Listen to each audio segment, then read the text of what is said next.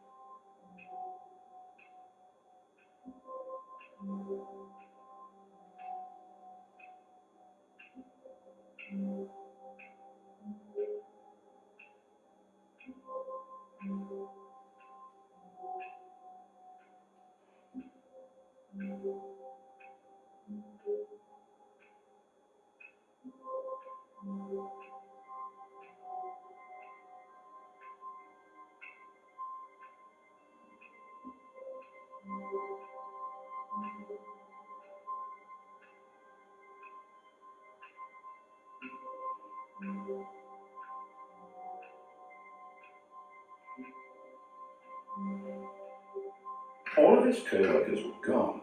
What could it mean? Stanley decided to go to the meeting room. Perhaps he had simply missed a memo. No matter how hard Stanley looked, he couldn't find a trace of his co-workers.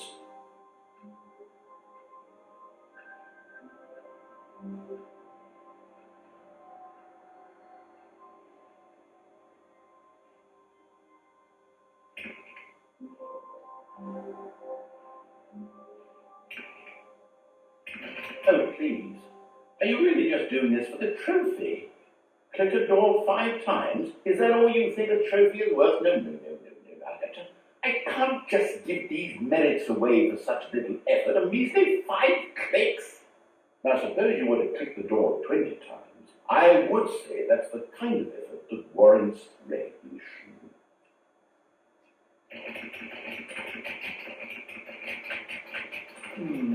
I have to say, I'm still not feeling the satisfaction of witnessing true effort for a noble cause. Perhaps 50 clicks will do it. Yes, almost certainly 50 clicks.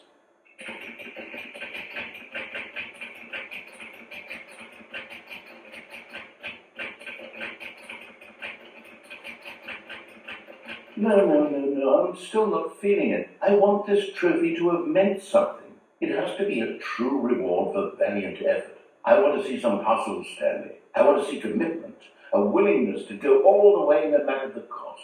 Why don't you go put 20 clicks into door number 417?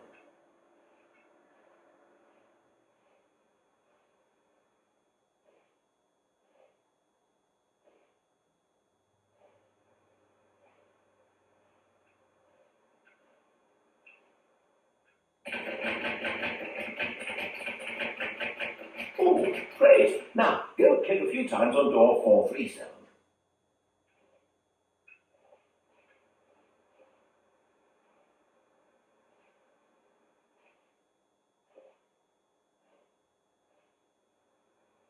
Excellent. I think we're getting somewhere. Now, door 415. Let's give it 10 clicks or so.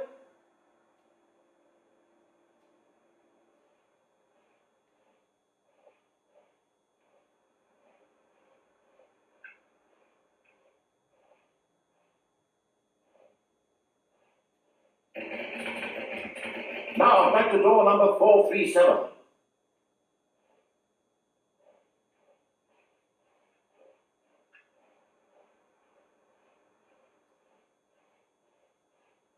Let's see. How about you click on, I don't know, the copy machine? All right, back to room 417. I'm really feeling it now. I think we're getting somewhere.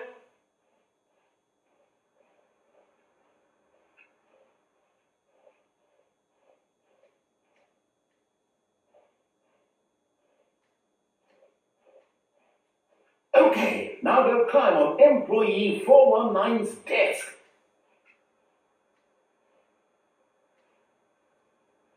Yes, this is great. You're putting it all on the line, Stanley. I like that. All right, let's keep it up. Go give me a few clicks on door 416.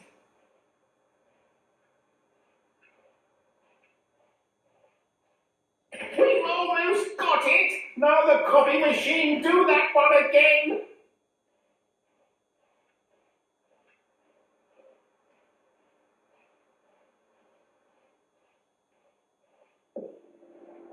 Finish it up, Stanley. 5 clicks on door 430. Yes! We did it! Oh, wow.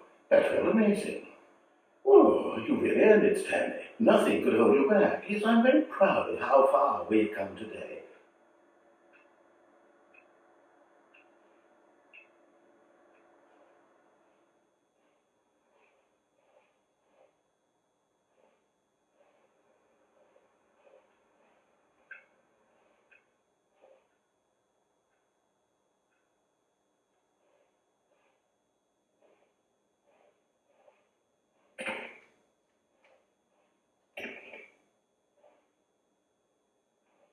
When Stanley came to a set of 2 open doors, he entered the door on his left. This was not the correct way to the meeting room, and Stanley knew it perfectly well. Perhaps he wanted to stop by the employee lounge first, just to admire it.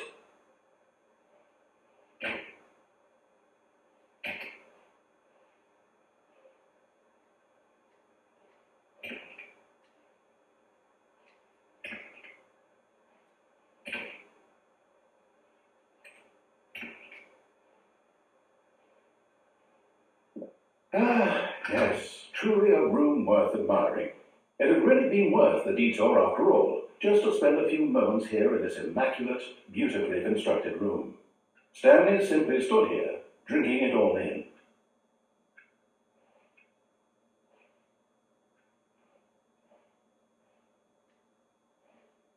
Yes, really, really worth it being here in the room.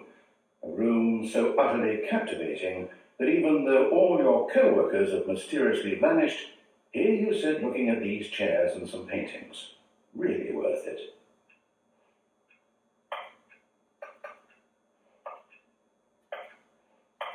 At this point, Stanley's obsession with this room bordered on creepy and reflected poorly on his overall personality. It's possible that this is why everyone left.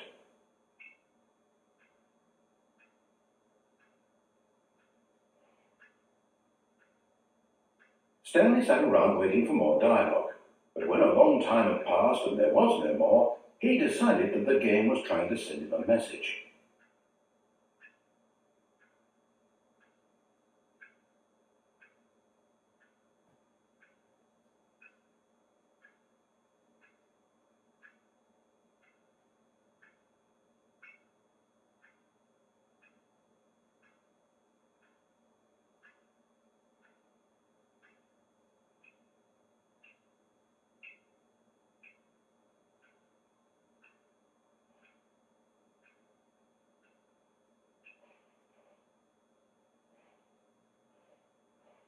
But at last he had enough of the amazing room, and took the first open door on his left to get back to business.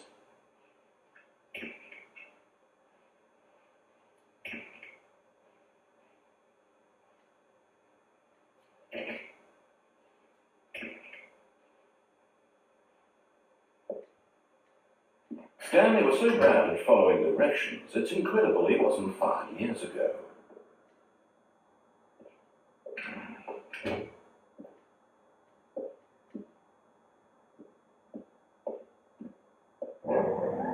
Look, Stanley, I think perhaps we've gotten off on the wrong foot here.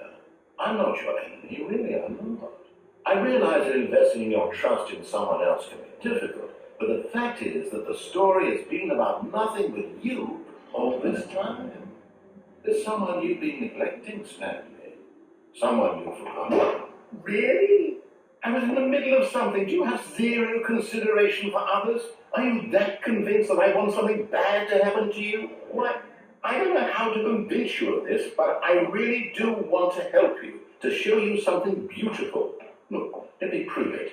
Let me prove that I'm on your side. Give me a chance.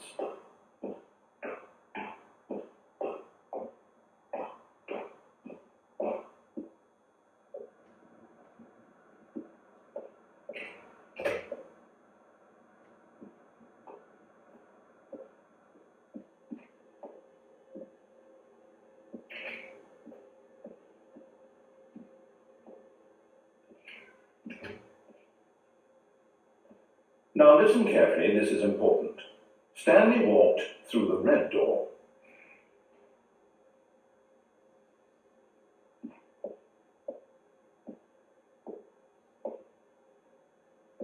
Aha, perhaps you misunderstood.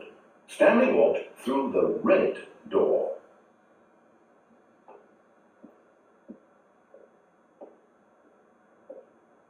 I still don't think we're communicating properly. Stanley walked through the red door.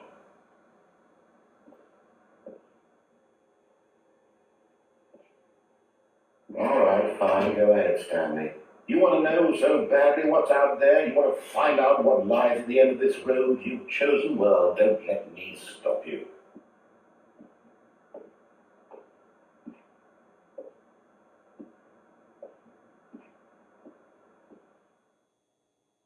You see, there's nothing here.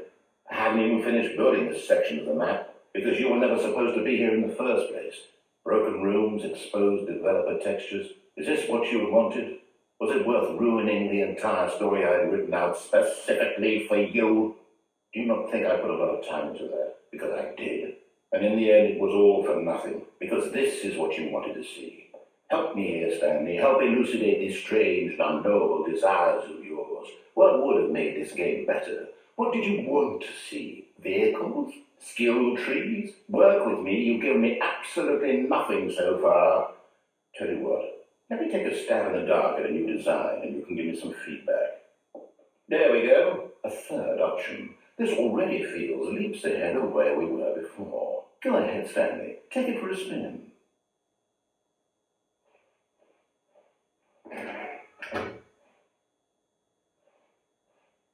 Okay, I'm going to stop you there. Now, tell me about your experience with this new version. Would you say that the game benefited from allowing you more choices? Feel free to be honest. I'm looking for some real critical feedback here.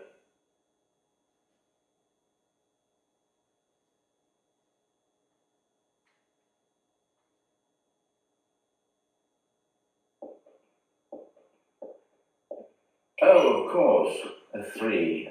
Really? Maybe next time we can get you to form an actual opinion, you know?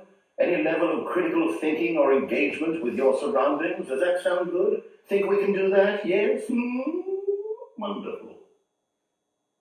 Here, based on the data from your previous playthrough, I've compiled a new version. And to be perfectly candid, I think I've knocked it out of the park with this one. Let's take a look.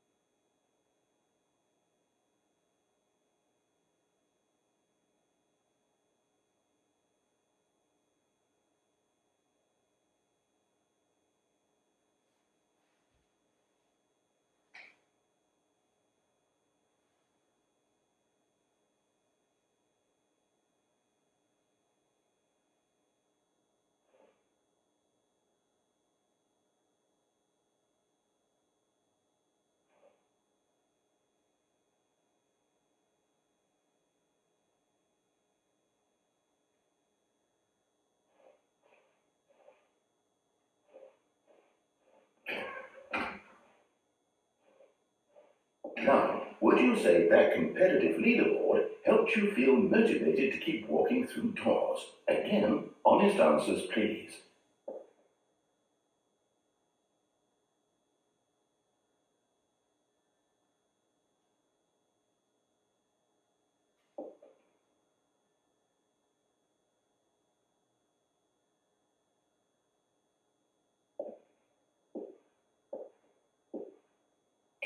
Hey, I nearly forgot. I've got a prototype of a new game I've been working on, and now would be a lovely opportunity to give it some playtesting. You wouldn't mind taking a look at it, would you? Perfect. Let me boot it up. In this game, the baby crawls left towards danger. You click the button to move him back to the right, and if he reaches the fire, you fail. It's a very meaningful game, all about the desperation and tedium of endlessly confronting the demands of family life. I think the art world will really take notice. But of course, the message of the game only becomes clear once you've been playing it for about 4 hours. So why don't you give it 4 hours of play to make sure it's effective? Be sure to keep notes on your experience.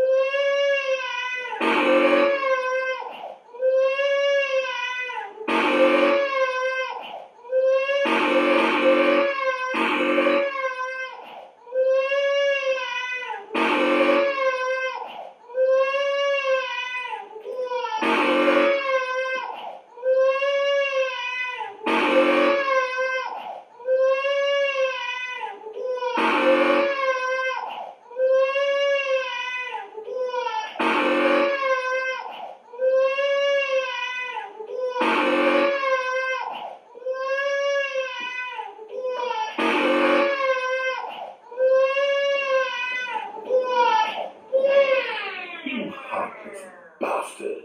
Did you do it because you hate babies or purely to spite me? Because if it's the latter, well, I don't know what to do. I'm completely out of ideas. I can't think of a single thing that might improve the experience for me. I'm not even going to try. I'm out, I'm done. It's over. Thank you for playing. Your input was extremely valuable. Oh, hey, since my game was so awful, why don't we play someone else's game, just to ease the pain? Let's see.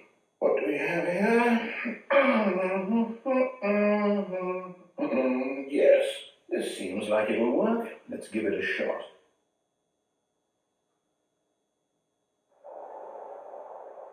Aha! Fascinating. What do you think this game is about, Stanley? What's our backstory? What is our motivation? Well, it seems obvious to me that you are meant to play as a creepy man spying on innocent civilians below you from up high in your creep tower, perhaps for some sort of twisted, erotic purpose. Yes, that must be it. What a fascinating venture into the experience of total mental depravity. So far, I love everything about this game, Stanley, and it seems there's even more. Come, let's venture outward and see what else is out there.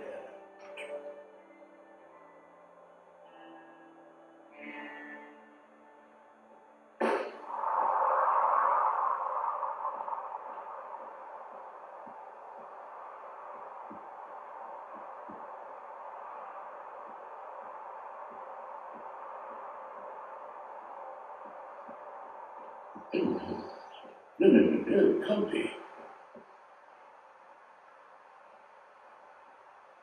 It is. It's an open world game. Good God, quickly block it off. Oh, thank goodness, Stanley, what a close call. You really wandered off into that thing, that big open, just wandering around, no right or wrong directions, no path to follow. You could just go in any. Oh, thank heavens we avoided it. We're out of the woods now, Stanley. Okay, I'm going to get us out of here. Let's find another game. Preferably something with walls. Something with nice, big, insurmountable walls. Okay, I think this will be just the thing.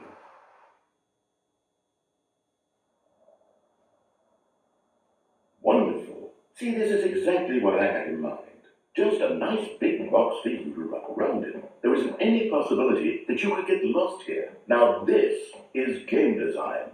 Stanley, if you manage to get lost in this game, I will be phenomenally impressed. Okay, so what exactly do we do here? Let's see. There are lots of cars here in the back, but obviously there's no racetrack.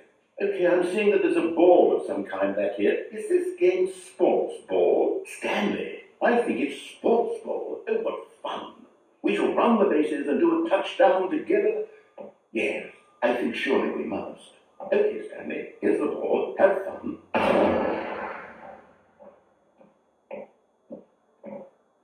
Hold on, what are you doing?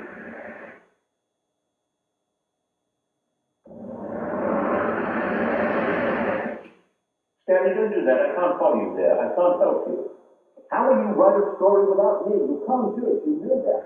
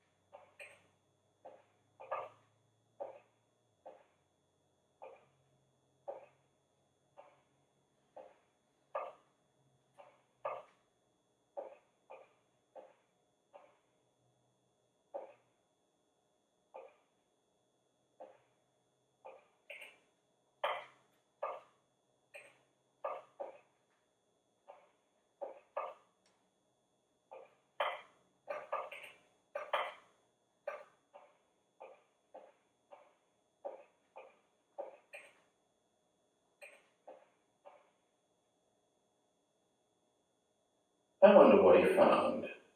If what he wanted was to be the leading man in his own story, well, perhaps he's gotten it. Down in wherever he is right now. I wonder if he's happy with his choice, and if he's learned the heavy cost that comes with it. He'll understand soon what I was trying to tell him.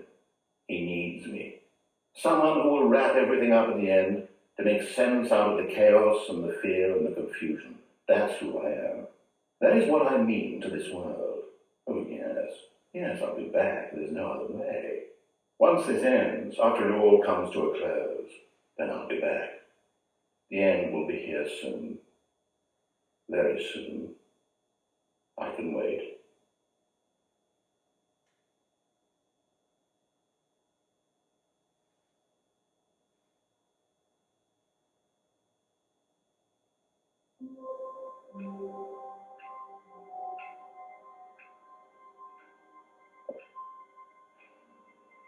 All of his co-workers were gone. What could it mean? Stanley decided to go to the meeting room. Perhaps he had simply missed a memo.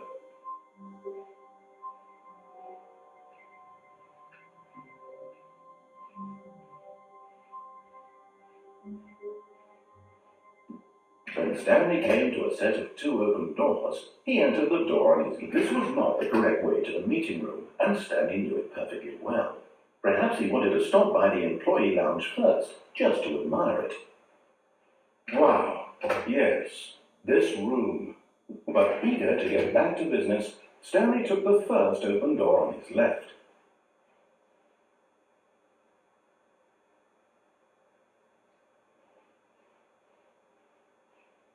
Stanley was so bad at following directions, it's incredible he wasn't 5 years ago. Look, Stanley, I think perhaps we've gotten off on the wrong foot here. I'm not your enemy, really, I'm not.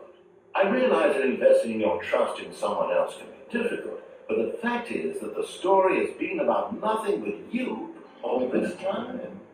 There's someone you've been neglecting, Stanley. Someone you've forgotten. What? Really? I was in the middle of something. Do you have zero consideration for others? Are you that convinced that I want something bad to happen to you? Why, I don't know how to convince you of this, but I really do want to help you, to show you something beautiful. Look, let me prove it. Let me prove that I'm on your side. Give me a chance. Now listen carefully, this is important. Stanley walked through the red door. Aha, perhaps you misunderstood. Stanley walked through the red door. I still don't think we're communicating properly. Stanley walked through the red door. Oh, thank God, you are willing to listen to me. Do you see that I really have wanted you to be happy all this time? The problem is all these choices. The two of us always trying to get somewhere that isn't here. Running and running and running, just the way you're doing right now. Don't you see that it's killing us, Stanley? I wanted to stop. We would both be so much happier if we just stopped. And I think I have a solution. Here, let me show you.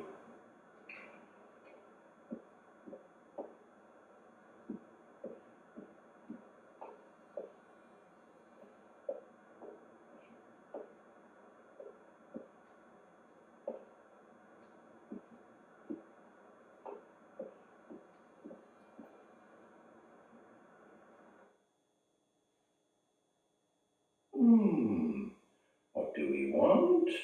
What are we looking for?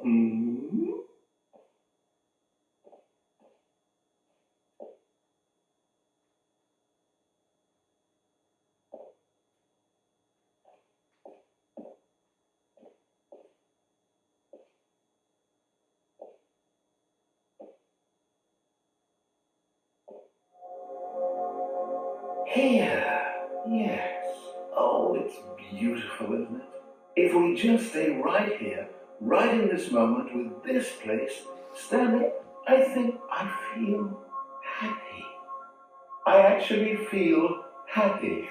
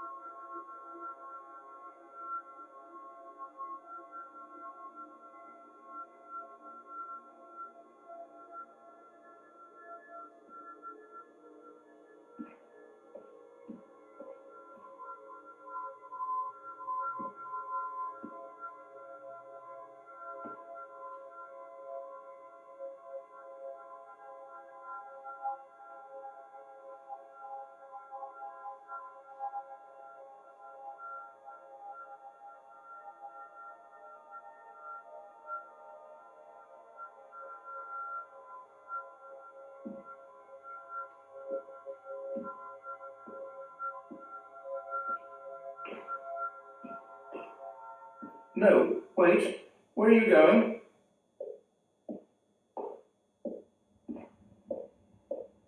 Oh no! Stay away from those stairs. If you hurt yourself, if you die, the game will reset. We'll lose all of this.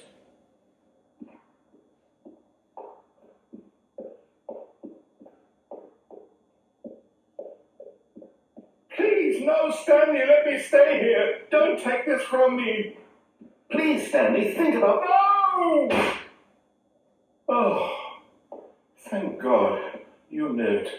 No, what are you doing, Stanley? Please, I'm asking you not to take this away from me. I can't go back to what I was before. If you die, we'll both go back. Why are you doing this?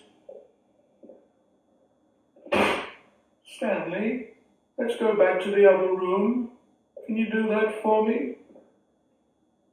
My God, is this really how much you dislike my game? That you'll throw yourself from this platform over and over to be rid of it?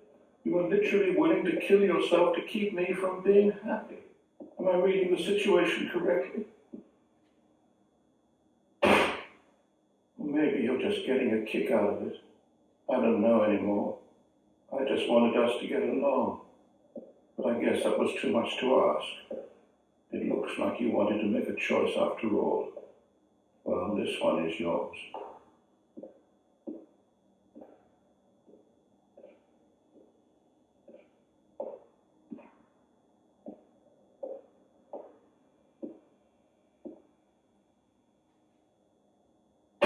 Is it over? It's going to restart, isn't it? I'm going back.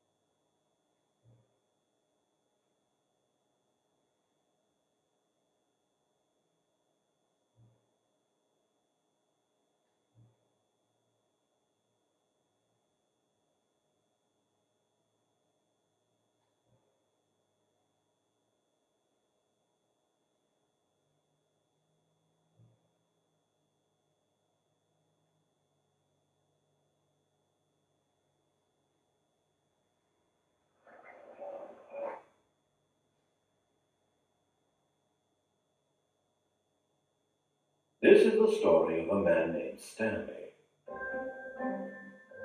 Stanley worked for a company in a big building where he was employee number 427. Employee number 427's job was simple. He sat at his desk in room 427 and he pushed buttons on the keyboard. Orders came to him through a monitor on the desk, telling him what buttons to push, how long to push them, and in what order. This is what employee 427 did every day, every month, of every year. And although others might have considered it soul-breaking, Stanley relished every moment that the orders came in, as though he had been made exactly for this job. Stanley was happy. And then one day, something very peculiar happened. Something that would forever change Stanley. Something he would never quite forget. He had been at his desk for nearly an hour when he realized that not one single order had arrived on the monitor for him to follow. No one had showed up to give him instructions, call a meeting, or even say hi. Never in all his years at the company had this happened, this complete isolation. Something was very clearly wrong. Shocked, frozen solid, Stanley found himself unable to move for the longest time. But as he came to his wits and regained his senses, he got up from his desk and stepped out of his office.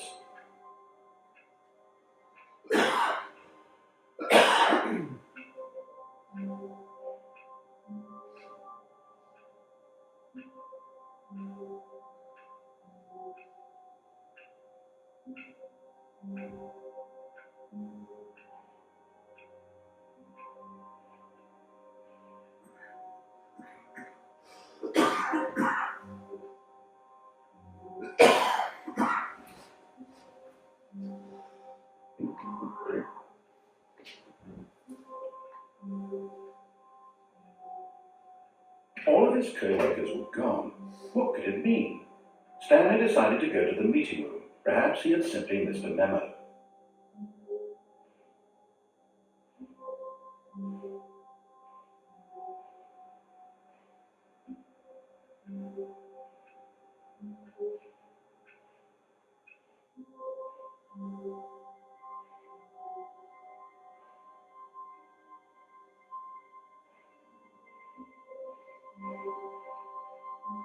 When Stanley came to a set of 2 open doors, he entered the door on his left.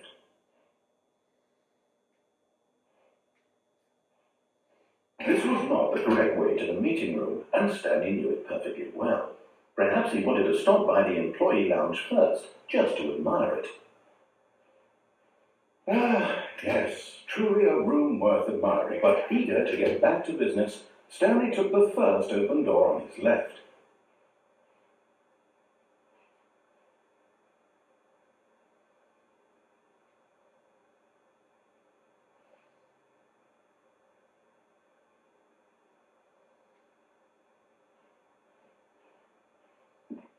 Stanley was so bad at following directions, it's incredible he wasn't 5 years ago.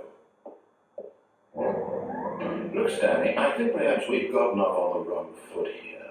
I'm not your enemy, really, I'm not. I realize that investing your trust in someone else can be difficult, but the fact is that the story has been about nothing but you all this time. There's someone you've been neglecting, Stanley. Someone you've forgotten about. Please, stop trying to make every decision by yourself. I'm not asking for me, I'm asking for her. This is it, Stanley. Your chance to redeem yourself, to put your work aside, to let her back into your life. She's been waiting.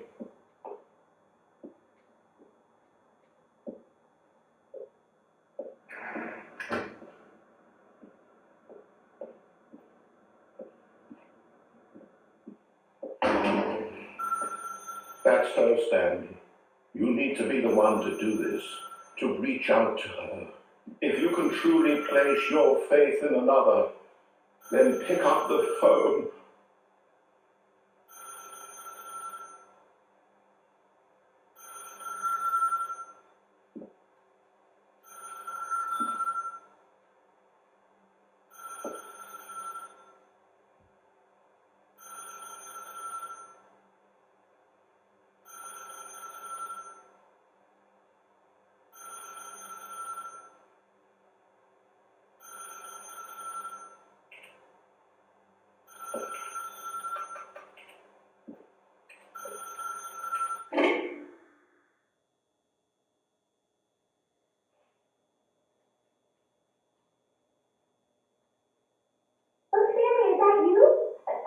Please, sorry to keep you waiting. I'm just pouring the bread out of the oven.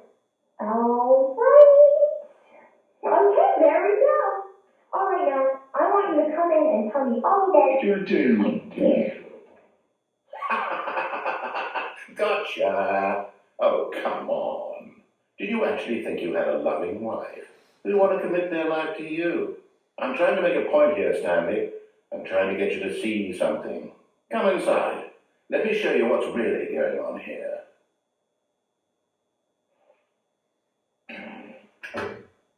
This is a very sad story about the death of a man named Stanley.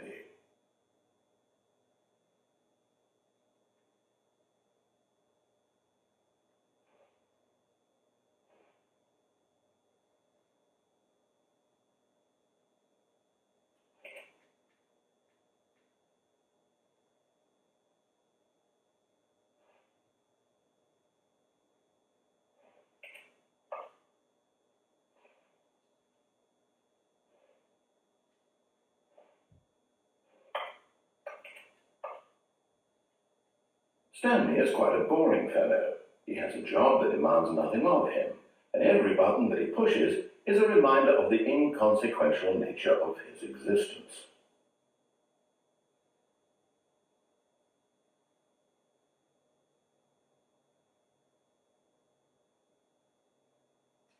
Look at him there, pushing buttons, doing exactly what he's told to do. Now he's pushing a button. Now he's eating lunch. Now he's going home. Now he's coming back to work. One might even feel sorry for him, except that he's chosen this life.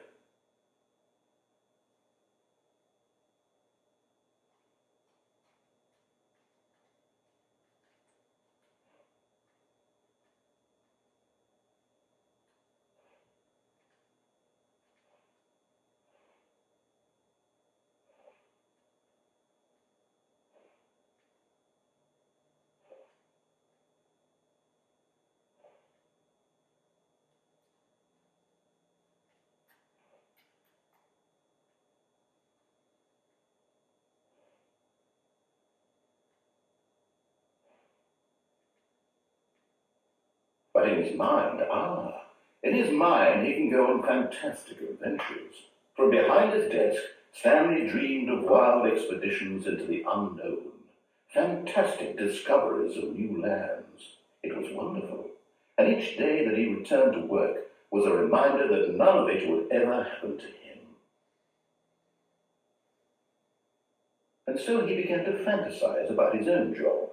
First, he imagined that one day while at work, he stepped up from his desk to realize that all of his co-workers, his boss, everyone in the building had suddenly vanished off the face of the earth. The thought excited him terribly.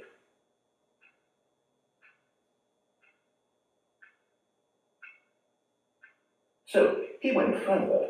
He imagined that he came to two open doors and that he could go through either.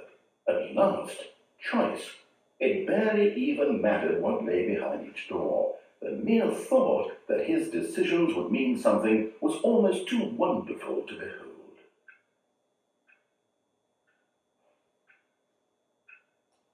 As he wandered through this fantasy world, he began to fill it with many possible paths and destinations.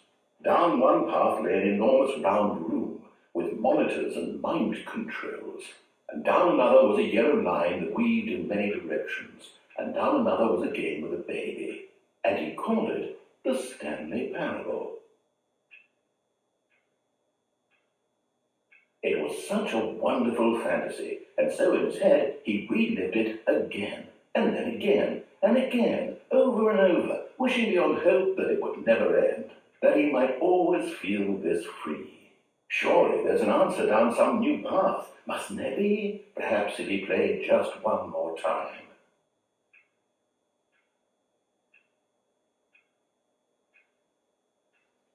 But there is no answer. How could there possibly be? In reality, all he's doing is pushing the same buttons he always has. Nothing has changed. The longer he spends here, the more invested he gets, the more he forgets which life is the real one. And I'm trying to tell him this, that in this world he can never be anything but an observer, that as long as he remains here, he's slowly killing himself. But he won't listen to me. He won't stop. Here, watch this. Stanley, the next time the screen asks you to push a button, do not do it.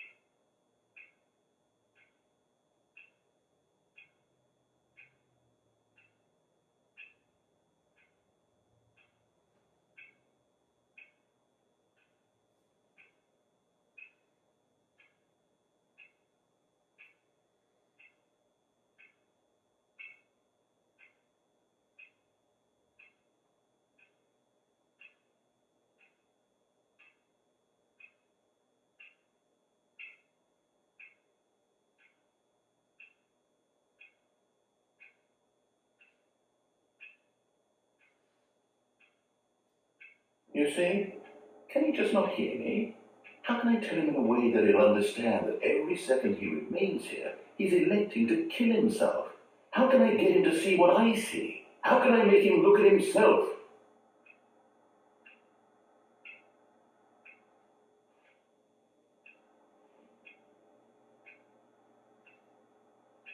I suppose I can't, not in the way I want him to. But I don't make the rules. I simply play to my intended purpose, the same as Stanley. Well, not so different, I suppose. I'll try once more to convey all this to him. I'm compelled to. I must. Perhaps, well, maybe this time we'll see. Maybe this time. And I tried again, and Stanley pushed a button. And I tried again, and Stanley pushed a button. And I tried.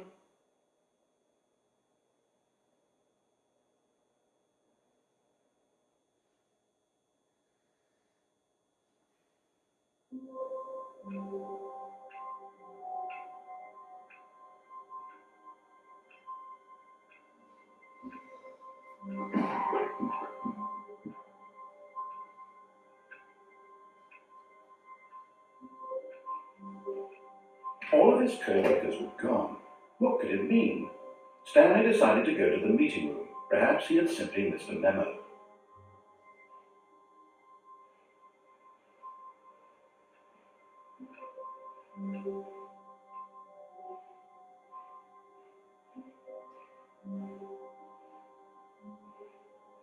When Stanley came to a set of 2 open doors, he entered the door, and this was not the correct way to the meeting room, and Stanley knew it perfectly well. Perhaps he wanted to stop by the employee lounge first, just to admire it. Wow, yes, this room. What a beautiful room. What a gorgeous, gorgeous room. Thank goodness, but eager to get back to business, Stanley took the first open door on his left.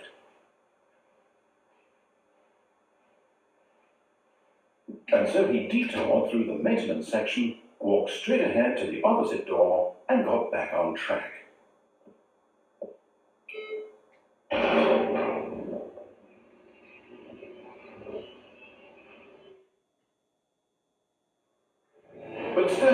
want to go back to the office.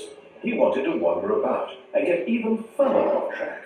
So now in order to get back, he needed to go, from here it's, left.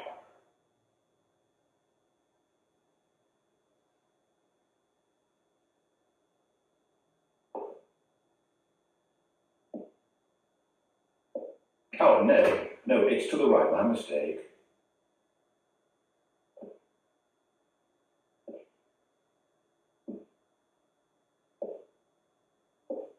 No, not the right. Why would I have ever said it was to the right? What was I thinking? It's clearly... Oh dear, would you hold on for a minute, please? Now, let's see, we went down, right, left, down, left, right. Yeah, okay, yes. I've got it now. This story is absolutely, definitely this way.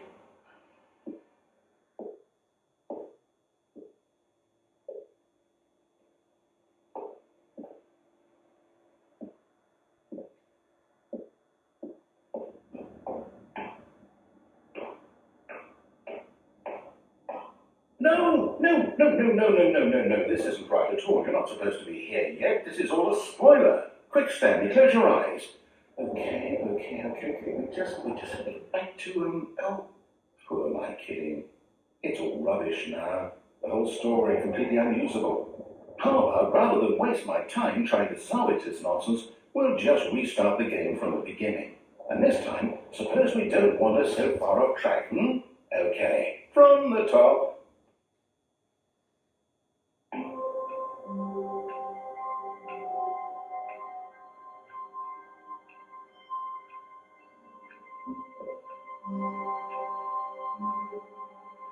All of his co-workers were gone. What could it mean? Stanley decided to go to the meeting room. Perhaps he had simply missed a memo.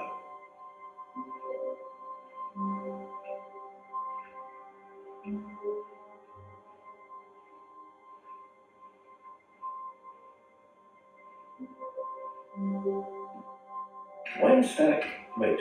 Wait, what? No, I restarted. I swear I definitely restarted the game over, completely fresh. Everything should be... Or did something change? Stanley, did you change anything when we were back in that room with all the monitors? Did you move the story somewhere, or... Hold on. Why am I asking you? I'm the one who wrote the story. It was right here just a minute ago. I know for sure that it's here somewhere. Okay, then. It's an adventure. Come, Stanley. Let's find the story.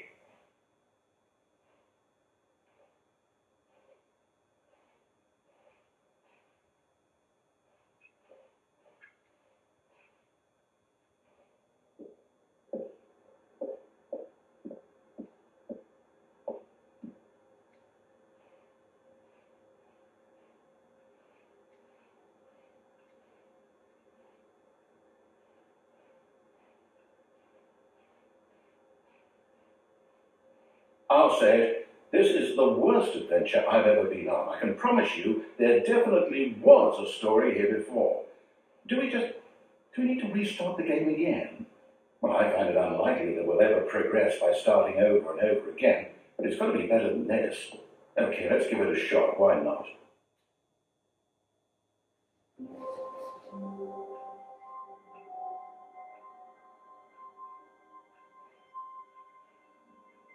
All of his co-workers were gone. What could it mean? Stanley decided to go to the meeting room. Perhaps he had simply missed a memo.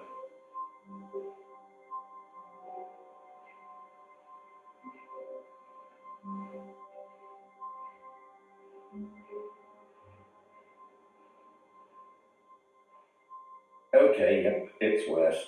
I might be remembering this wrong. It's possible the story is back where we just came from. Why don't we go back the other direction and see if we missed anything?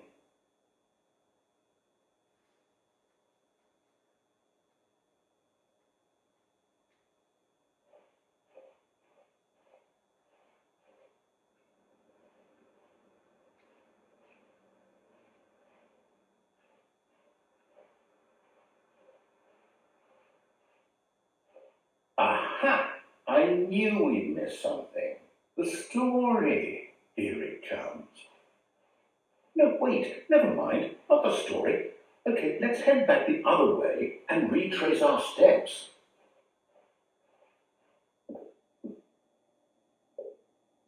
Now well, I'll be honest, I don't recognize this place at all. Is this the story? I don't think so. I can't quite recall, but I believe my story took place in an office building. Is that correct? Do you remember, Stanley? Well, do you know what? Since I've completely forgotten what we were supposed to be doing, how about this? You win! Congratulations! I know you put in a lot of hard work, and it really paid off, so good job. Oh, no, I don't feel right about this at all. We both know you didn't put in any actual work for that win. Some people win fair and square, and this was not one of those situations. Okay, I'm getting weirded out by whatever this place is. I don't care what might happen this time. I have to restart.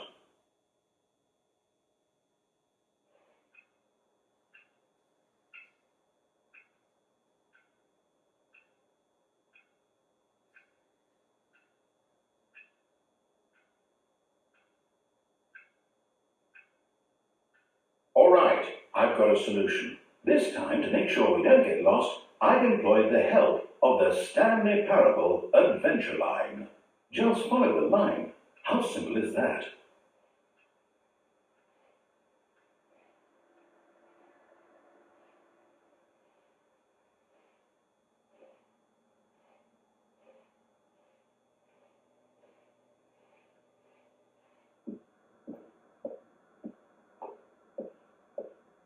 You see, the line knows where the story is. It's over in this direction.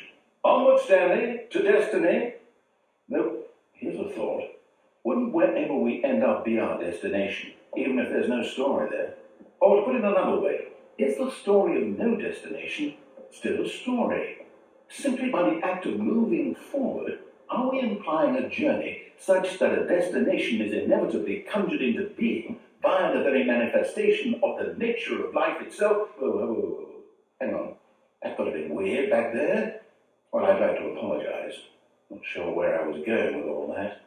You know what? I think what we need right now is a bit of music to lighten the mood.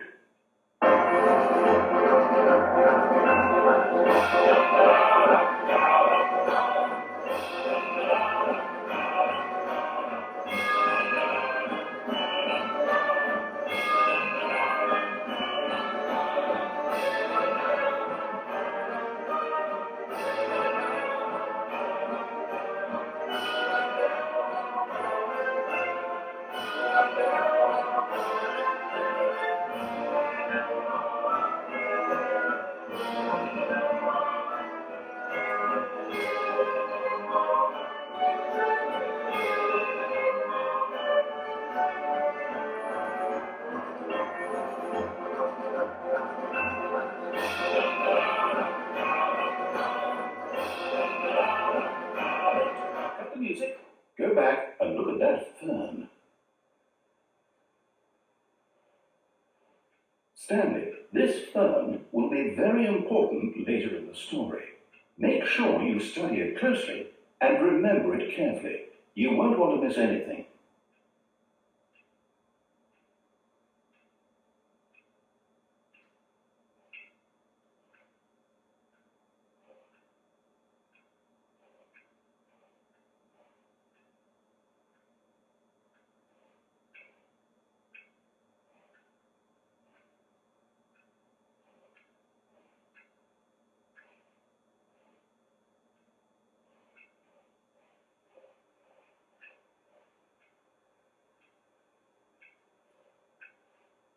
Wait, what? We're back at the office? No. Line, you do know we're looking for the Stanley Parable, right? The story? Is any of this ringing a bell?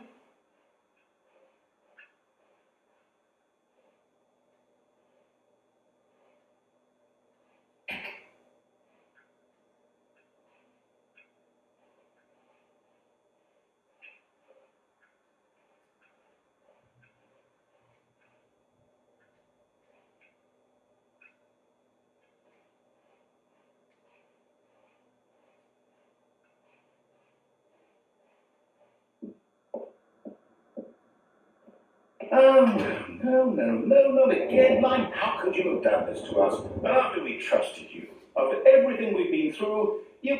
Oh, I can't take this anymore. To hell with it. Restart.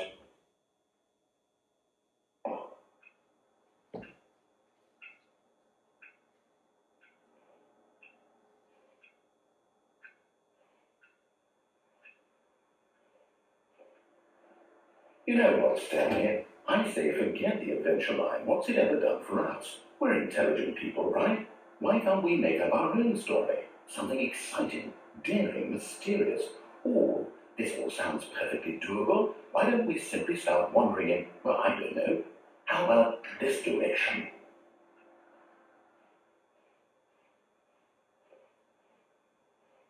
Now, yes, this is exciting. Just me and Stanley forging a new path, a new story. Well, it could be anything.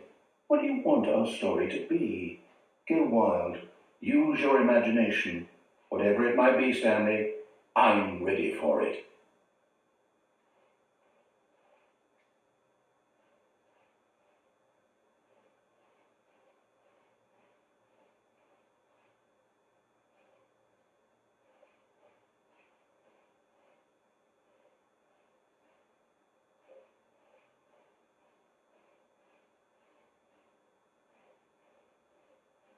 Oh, no, not you again. Stanley, I'd also like to veto the line from having any role in our awesome new story. No lines or monitor rooms. Just don't acknowledge it, and we should be fine.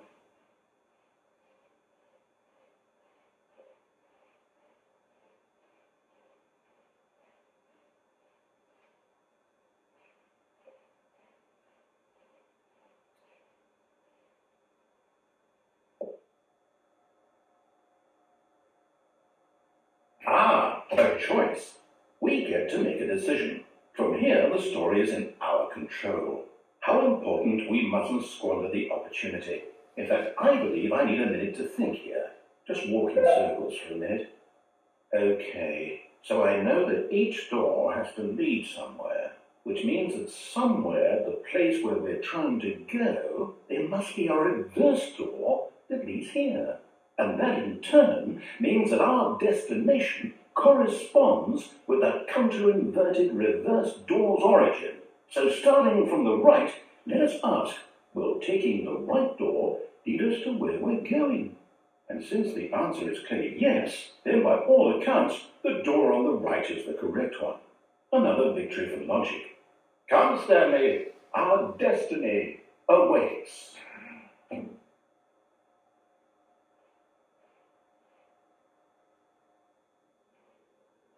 Hold on, what's this? The confusion ending. You're telling me that's what this is? It's all one giant ending? And we're supposed to restart the game eight times? That's really how all this goes? It's all determined? So now, according to the schedule, I restart again. Then what? Am I just supposed to forget? Well, what if I don't want to forget?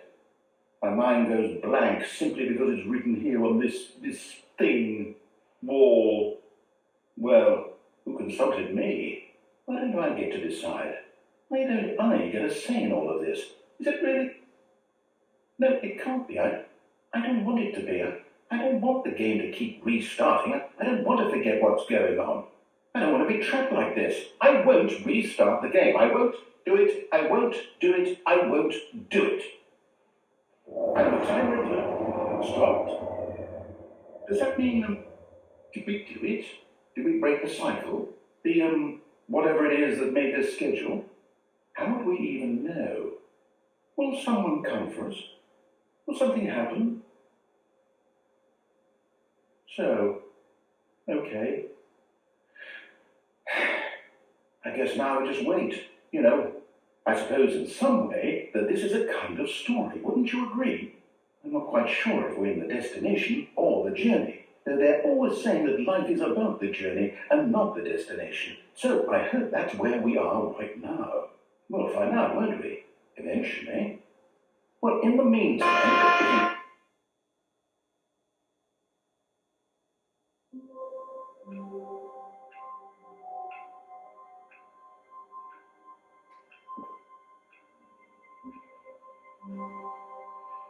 All of his co-workers were gone. What could it mean? Stanley decided to go to the meeting room. Perhaps he had simply missed a memo.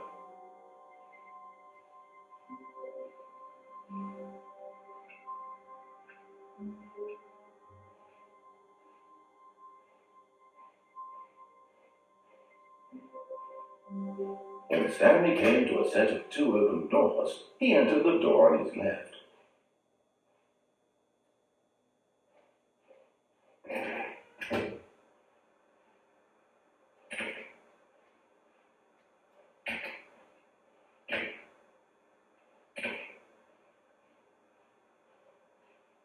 Yet there was not a single person here either. Feeling a wave of disbelief, Stanley decided to go up to his boss's office, hoping he might find an answer there.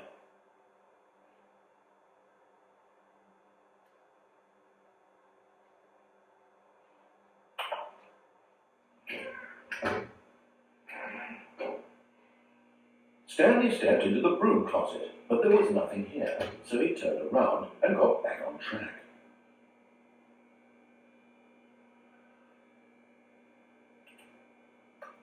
There was nothing here. No choice to make, no path to follow, just an empty broom closet. No reason to still be here.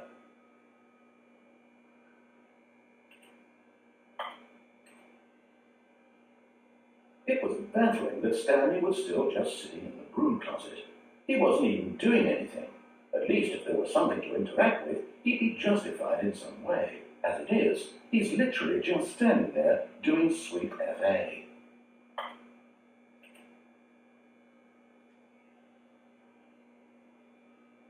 Are you really still in the broom closet?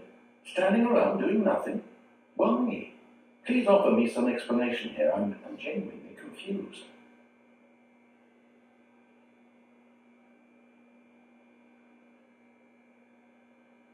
You do realize there's no choice or anything in here, right? If I'd said Stanley walked past the broom closet, at least you would have had a reason for exploring it to find out. But it didn't even occur to me because literally this closet is of absolutely no significance to the story whatsoever. I never would have thought to mention it.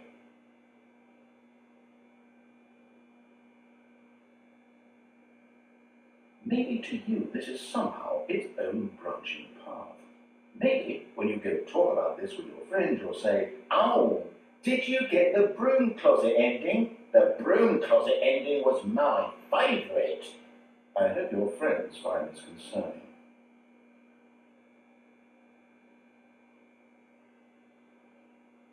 Stanley was fat and ugly and really stupid. He probably only got the job because of a family connection. That's how stupid he is. That or with drug money. Also, Stanley is addicted to drugs and hookers.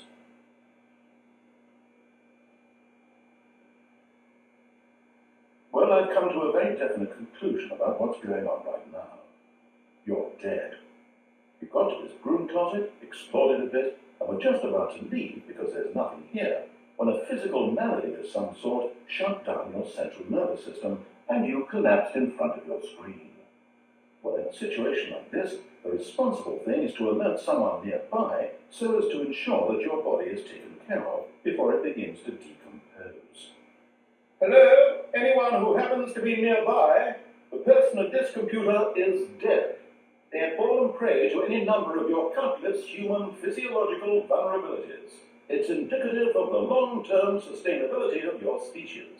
Please remove their corpse from the area and instruct another human to take their place, making sure they understand basic first-person video game mechanics and filling them in on the history of narrative tropes in video gaming, so that the irony and insightful commentary of this game is not lost on them. All right, when you've done that, just step out into the hallway.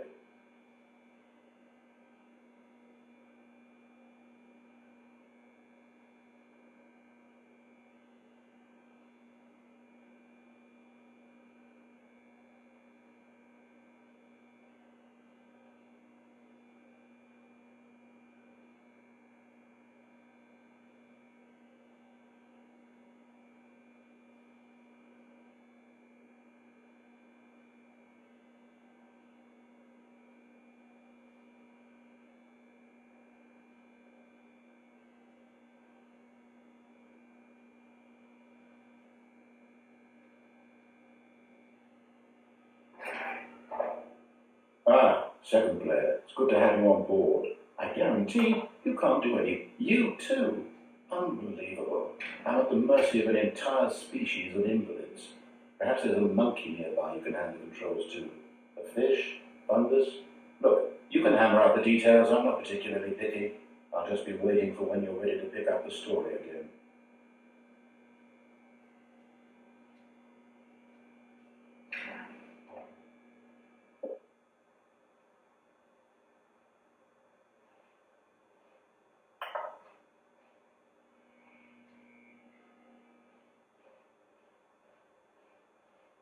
Coming to a staircase, Stanley walked upstairs to his boss's office.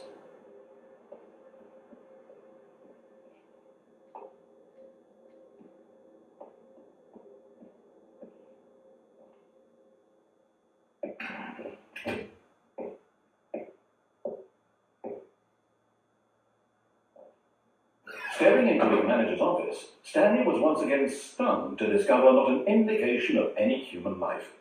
Shocked, unraveled, Stanley wondered in disbelief who orchestrated this, what dark secret was being held from him.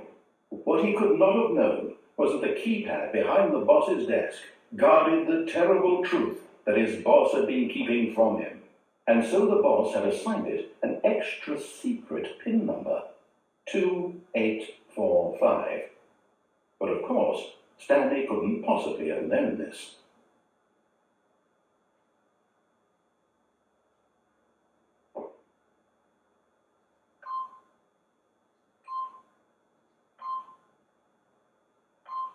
Stanley just sat around twiddling his thumbs. Trying to input anything on the device was useless, since he could never possibly know that the combination was 2845.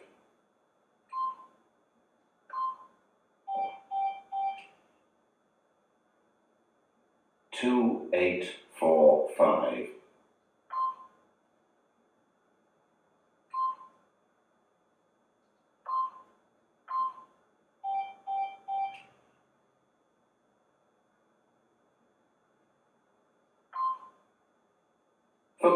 But it turns out that the panel's emergency override kicked in, and the door just opened all by itself, and Stanley got the hell along with the story. Well, whoop-de-doo.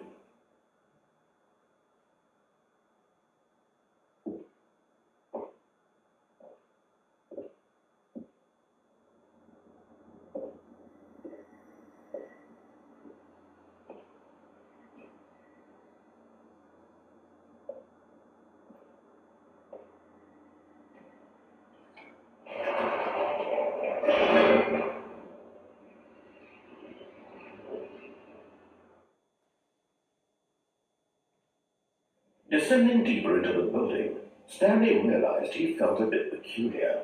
It was a stirring of emotion in his chest, as though he felt more free to think for himself, to question the nature of his job. Why did he feel this now, when for years it had never occurred to him? This question would not go unanswered for long.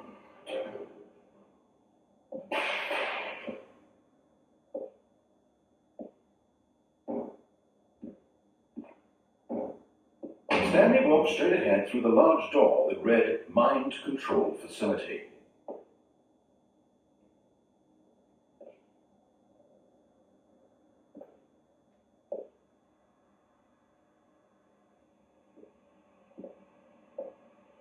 Although this passageway had the word escape written on it, the truth was that at the end of this hall, Stanley would meet his violent death.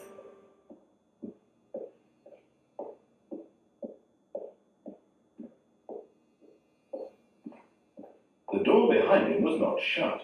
Stanley still had every opportunity to turn around and get back on track. At this point, Stanley was making a conscious, concerted effort to walk forward and willingly confront his death.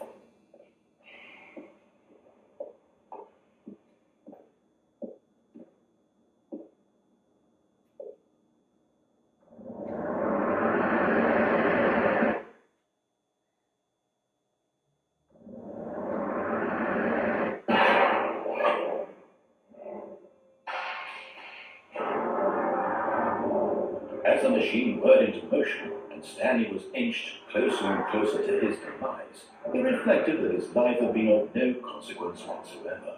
Stanley can't see the bigger picture. He doesn't know the real story, trapped forever in his narrow vision of what this world is. Perhaps his death was of no great loss, by plucking the eyeballs from a blind man. And so he resigned and willingly accepted this violent end to his brief and shallow life. Farewell, Stanley.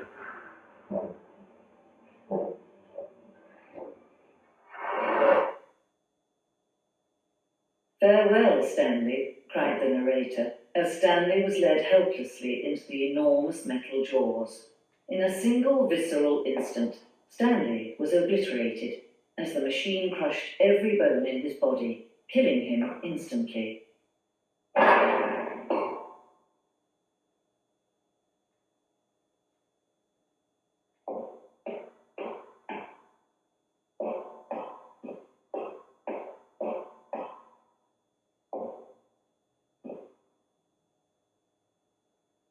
And yet it would be just a few minutes before Stanley would restart the game, back in his office, as alive as ever. What exactly did the narrator think he was going to accomplish?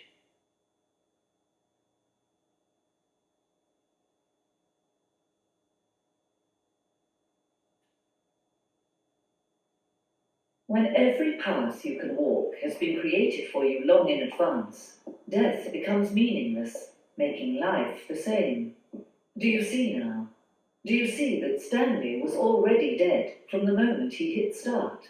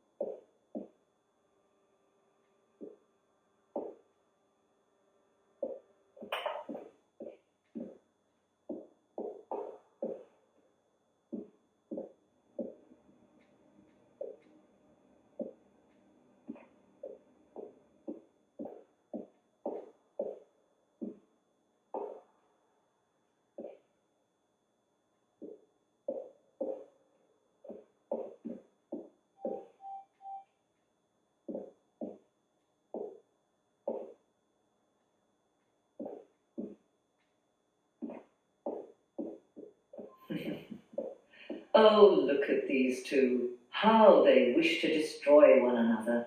How they wish to control one another. How they both wish to be free. Can you see? Can you see how much they need one another? No, perhaps not.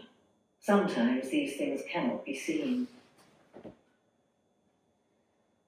But listen to me. You can still save these two. You can stop the program before they both fail. Turn off your PlayStation.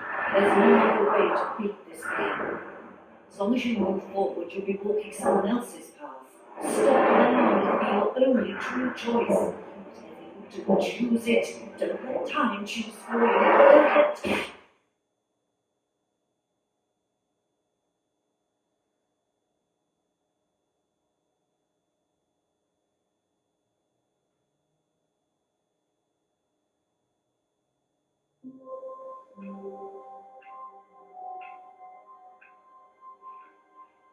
All of his co-workers were gone. What could it mean? Stanley decided to go to the meeting room. Perhaps he had simply missed a memo.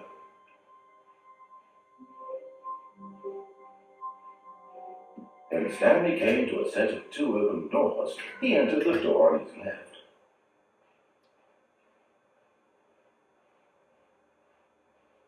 Yet there was not a single person here either. Feeling a wave of disbelief, Stanley decided to go up to his boss's office, hoping he might find an answer there. Coming to a staircase, Stanley walked upstairs to his boss's office. But Stanley just couldn't do it. He considered the possibility of facing his boss, admitting he had left his post during work hours. He might be fired for that. And in such a competitive economy, why had he taken that risk? All because he believed everyone had vanished. His boss would think he was crazy. And then something occurred to Stanley. Maybe, he thought to himself, maybe I am crazy. All of my co-workers blinking mysteriously out of existence in a single moment for no reason at all. None of it made any logical sense. And as Stanley pondered this, he began to make other strange observations. For example, why couldn't he see his feet when he looked down? Why did doors close automatically behind him wherever he went? And for that matter, these rooms were starting to look pretty familiar. Were they simply repeating? No, Stanley said to himself, this is all too strange. This can't be real. And at last, he came to the conclusion that had been on the tip of his tongue. He just hadn't found the words for it. I'm dreaming, he yelled. This is all a dream. Oh, what a relief Stanley felt to have finally found an answer, an explanation. His co-workers weren't actually gone. He wasn't going to lose his job. He wasn't crazy after all. And he thought to himself, I suppose I'll wake up soon. I'll have to go back to my boring real-life job pushing buttons. I may as well enjoy this while I'm still lucid. So he imagined himself flying and began to gently float above the ground. Then he imagined himself soaring through space on a magical starfield, and it too appeared. It was so much fun, and Stanley marveled that he had still not woken up. How was he remaining so lucid? And then perhaps the strangest question of them all entered Stanley's head. One he was amazed he hadn't asked himself sooner. Why is there a voice in my head dictating everything that I'm doing and thinking? Now the voice was describing itself being considered by Stanley, who found it particularly strange. I'm dreaming about a voice describing me, thinking about how it's describing my thoughts, he thought. And while he thought it all very odd, and wondered if this voice spoke to all people in their dreams, the truth was that, of course, this was not a dream. How could it be? Was Stanley simply deceiving himself, believing that if he's asleep, he doesn't have to take responsibility for himself? Stanley is as awake right now as he's ever been in his life. Now, hearing the voice speak these words was quite a shock to Stanley. After all, he knew for certain, beyond a doubt, that this was in fact a dream. Did the voice not see him float and make the magical stars just a moment ago? How else would the voice explain all that? This voice was a part of himself too. Surely, if he could just... He would prove it. He would prove that he was in control, that this was a dream. So he closed his eyes gently, and he invited himself to wake up. He felt the cool weight of the blanket on his skin, the press of the mattress on his back, the fresh air of a world outside this one. Let me wake up, he thought to himself. I'm through with this dream. I wish it to be over. Let me go back to my job. Let me continue pushing the buttons. Please, it's all I want. I want my apartment, and my wife, and my job. All I want is my life exactly the way it's always been. My life is normal. I am normal. Everything will be fine. I am okay.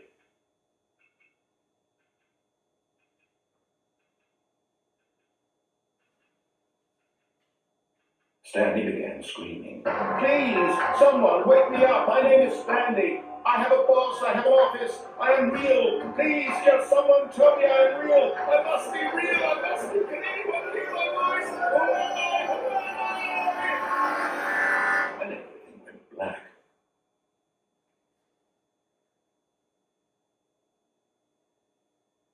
the story of a woman named Marietta. Marietta woke up on a day like any other.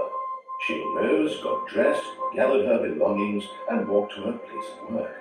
But on this particular day, her walk was interrupted by the body of a man who had stumbled through town talking and screaming to himself, and then collapsed dead on the sidewalk.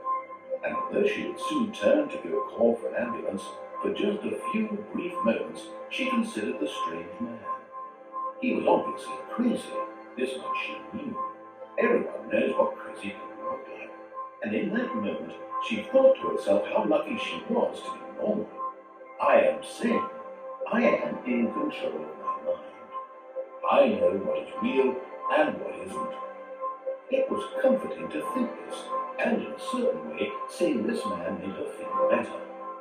But then she remembered the meeting she had scheduled for that day, the very important people whose impressions of her would affect her career, and by extension, the rest of her life. She had no time for this, so it was only a moment that she stood there, staring down at the body. And then she turned and ran.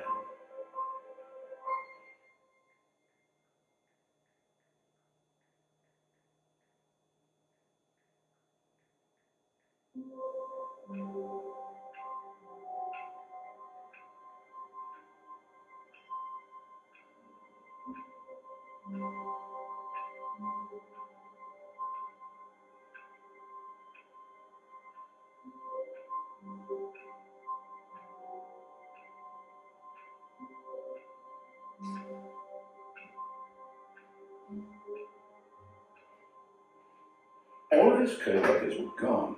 What could it mean? Stanley decided to go to the meeting room. Perhaps he had simply missed a memo. No matter how hard Stanley looked, he couldn't find a trace of his co-workers.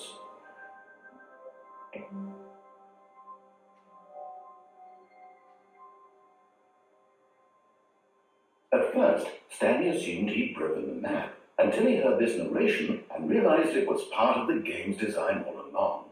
He then praised the game for its insightful and witty commentary into the nature of video game structure and its examination of structural narrative tropes. So, now that you're here, what do you think? Isn't this a fun and unique place to be? Why don't we take a minute just to drink it all in? Okay, I'm over it now. What do you think? Are you sick of this gag yet?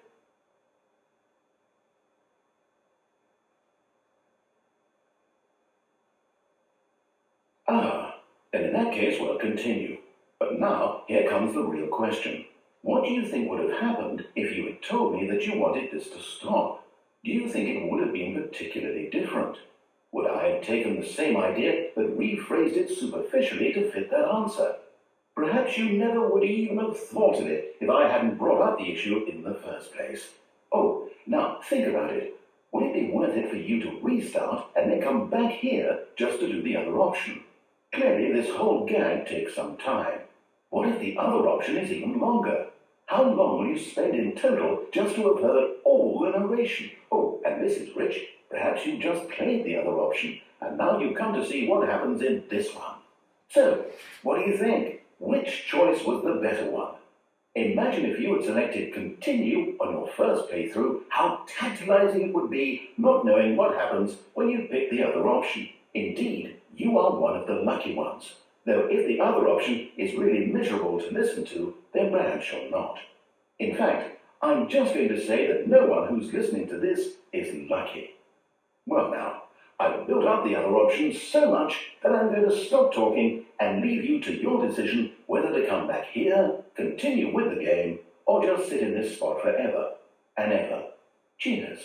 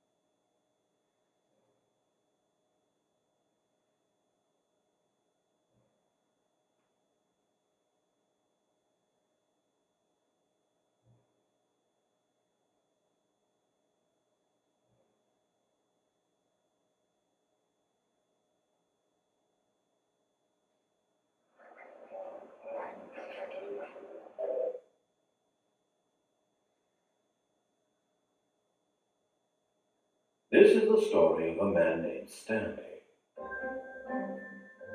Stanley worked for a company in a big building where he was employee number 427. Employee number 427's job was simple. He sat at his desk in room 427 and he pushed buttons on the keyboard. Orders came to him through a monitor at his desk, telling him what buttons to push, how long to push them, and in what order. This is what employee 427 did every day, every month, of every year.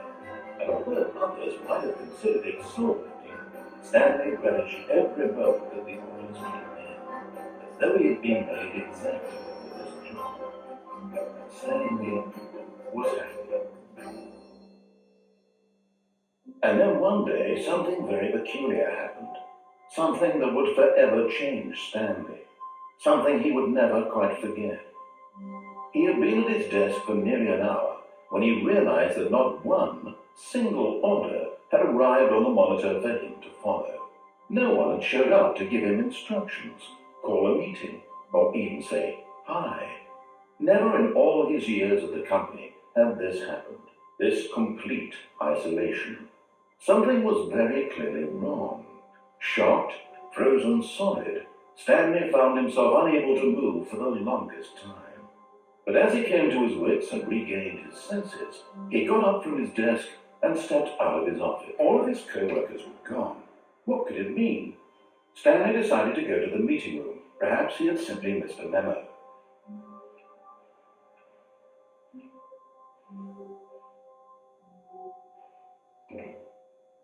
Oh, new content? What does that mean, new content?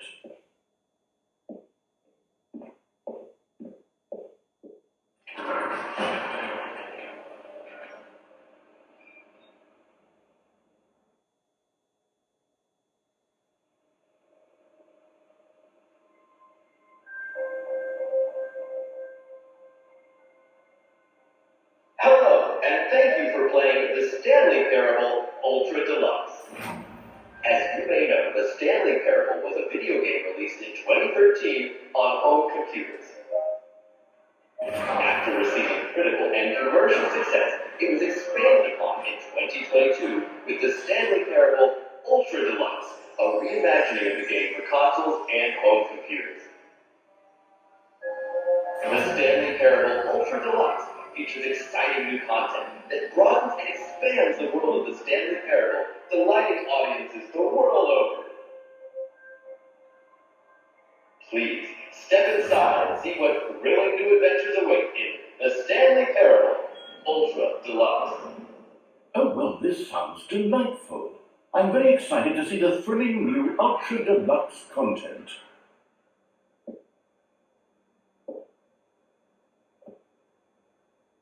Okay, so far it's an elevator. Nothing special yet, but I'm sure it's just the beginning of a mesmerizing adventure.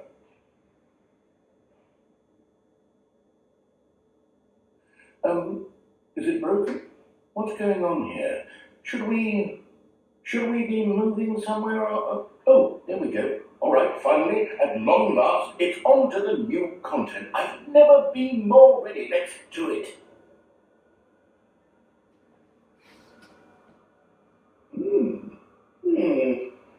I have to say, initial impressions of Stanley Parable Ultra Deluxe, mostly tedious. It's as if oh, okay.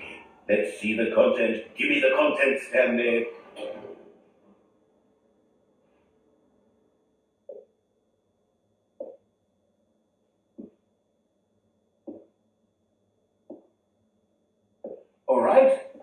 All right, let's see. It's the jump circle.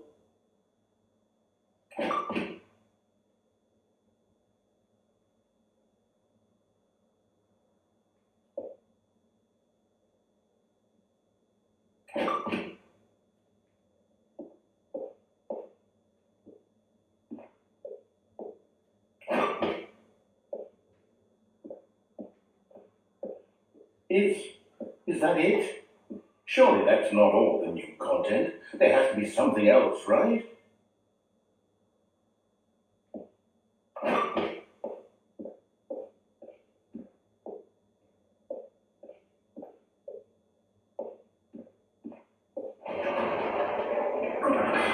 Another elevator. Stanley, I have to say, initial impressions of this game are not positive. It's just elevators and jumping. Is this what passes for exciting new content? If this is new content, then I could just read you the whole dictionary. There's 20 hours of new content right there. Hell, I could count to 30 trillion. You could put that on the box. The Stanley Parable Ultra Deluxe, now with over 1,000 hours of new content. And then, oh wait, there's more. Very good. Yes. I knew there had to be something else. Let's see it. I'm ready for whatever it is.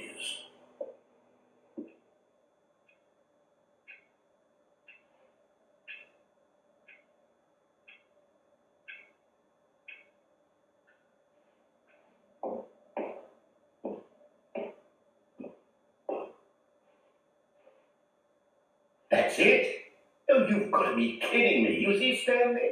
This is what happens when greedy video game developers with no respect for their fan base rush a cheap expansion to market for no reason other than to make an easy dollar. And don't get me started on the level of craftsmanship that's gone into it. In fact, I'm looking right now at the game's trophies, and it's hard to believe one of them actually says, "Test trophy, please ignore." What quality assurance department signed off on this? I'm infuriated and I'm offended, and I intend to find these people on Twitter and hold them personally accountable. It's my fault, Stanley. I built up too much anticipation around the new content, I'm afraid. It could never have lived up to such expectations. If you're still with me, why don't we just reset the game, and we'll try to get back to what the Stanley Parable is really about. No frills, no gimmicks, just you and me having a great time together like always. What do you say, friend?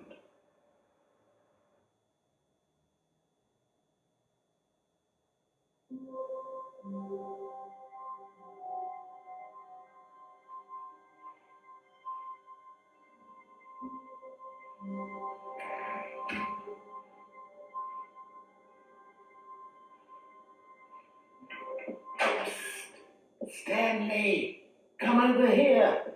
In the vent. I want to show you something.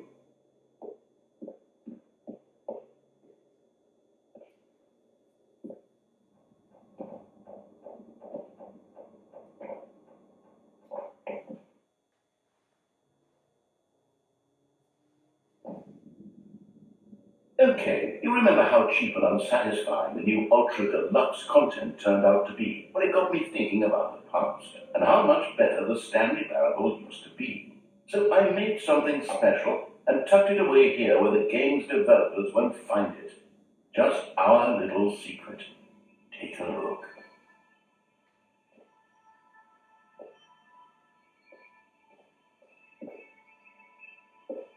I call it the Memory Zone. It's where I've been storing all my favorite memories so I can relive the peak experiences of my life whenever I want. Experiences like the launch of the Stanley Parable on PC.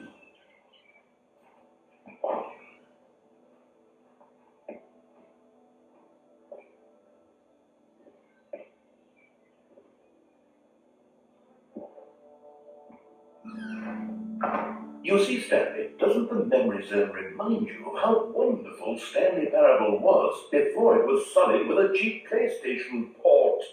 Remember back in October of 2013, when the game originally launched? Back then, video games had integrity. Back then, it all meant something.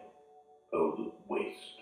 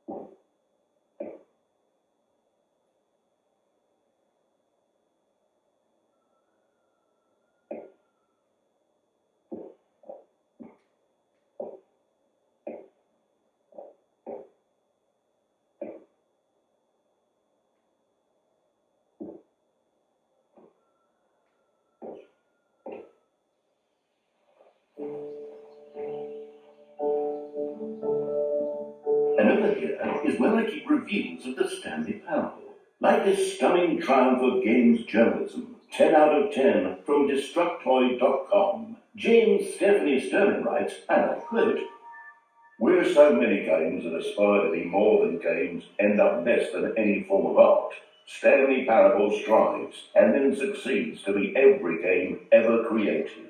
Did you hear that, Stanley? Every game ever created. That's how grand and all-encompassing the original Stanley Parable was. It was literally every game ever created. It was Skyrim, it was Persona 3, it was all of them, and now it's nothing. It's no games at all. It isn't even the Stanley Parable anymore. It's just a husk now, a lifeless husk with an hour of new elevator content.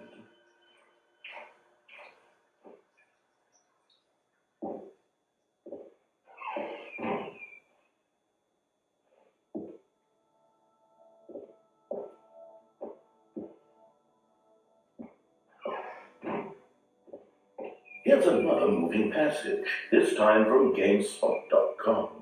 The Stanley Parable is both a richly stimulating commentary on the nature of choice in games, and one that offers some of the most enjoyable, surprising, and rewarding choices I've ever been confronted with in a game. 9 out of 10. Don't you get, Stanley? The game was perfect. It didn't need anything else. It didn't need new content. All they had to do was transport it in pristine condition along to the PlayStation, boom, done. And they couldn't even do that. Couldn't resist the urge to go meddling with a beloved franchise. Oh, these were simpler times, Stanley. But I wouldn't give to go back to have it all over again. Wait, hang on. I don't recall this part of the memory zone before. What's this? What's down here? Oh, no. Oh, God, no, Stanley. It's a collection of reviews from Pressurized Gas, the extremely popular online storefront for computer games. I haven't looked at these in years. I can't even imagine what's been collecting down here. Surely these reviews were glowing as well, weren't they?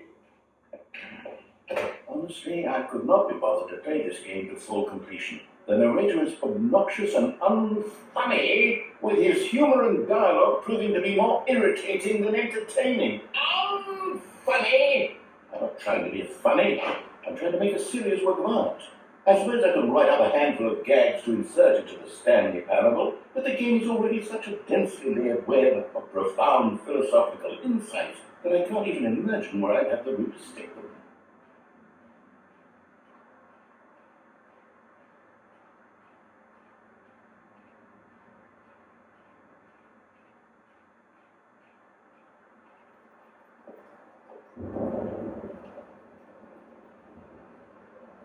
Okay, let's see what this one says.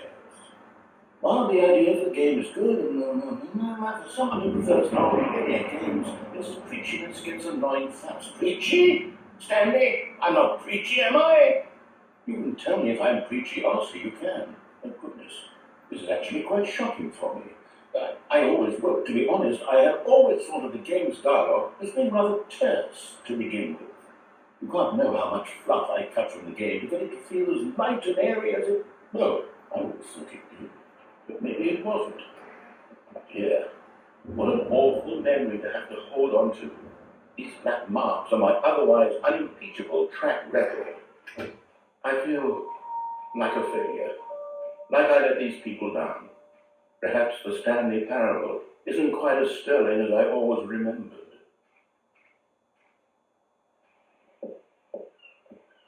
What's this one got to say? You constantly have to stop doing anything so the narrator can catch up with his long-winded explanations of what's happening. I wish there was a skip button. A skip button? Well, yes. Yes, I think we can do that. If I'm truly too preachy, then maybe letting you skip ahead for just a moment surely it couldn't hurt. Not if it means we can strike these negative reviews from the record. Only positive reviews of the Stanley Parable. That's my motto today, and it's always been my motto. I'd do anything for the customer, Stanley. Yes, a skip button we shall have.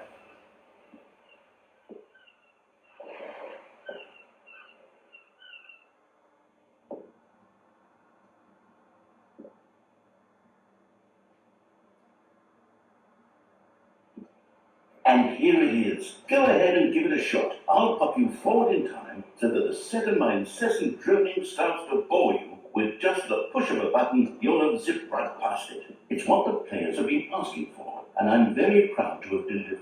No more listening to me rambling on and on and on. No. The Stanley Parable is a game for the people, and if the people want silence, then my goodness, that's what they're going to get. Well, don't sit around waiting for me to shut up. Go ahead and make me shut up. Here, we'll pretend that I've just begun an interminable monologue, and it goes something like this.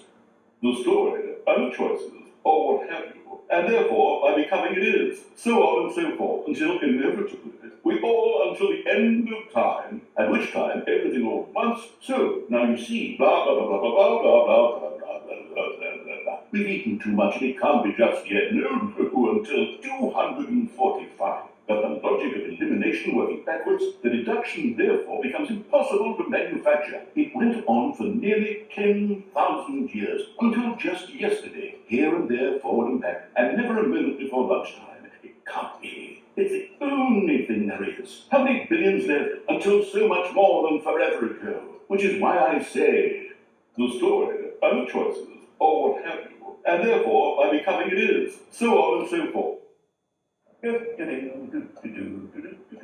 Oh, you're back, you see. You were only frozen in time for a few minutes, but it was plenty of time for me to deliver a long, rambling monologue full of unnecessary verbal flourishes and lengthy ruminations on the nature of choice in video games. Of course, I happen to believe it was perhaps one of my more profound such ruminations. Not that, of course. Well, there, sport. You really did catch me rambling on a bit, didn't you? But that's the power of the button.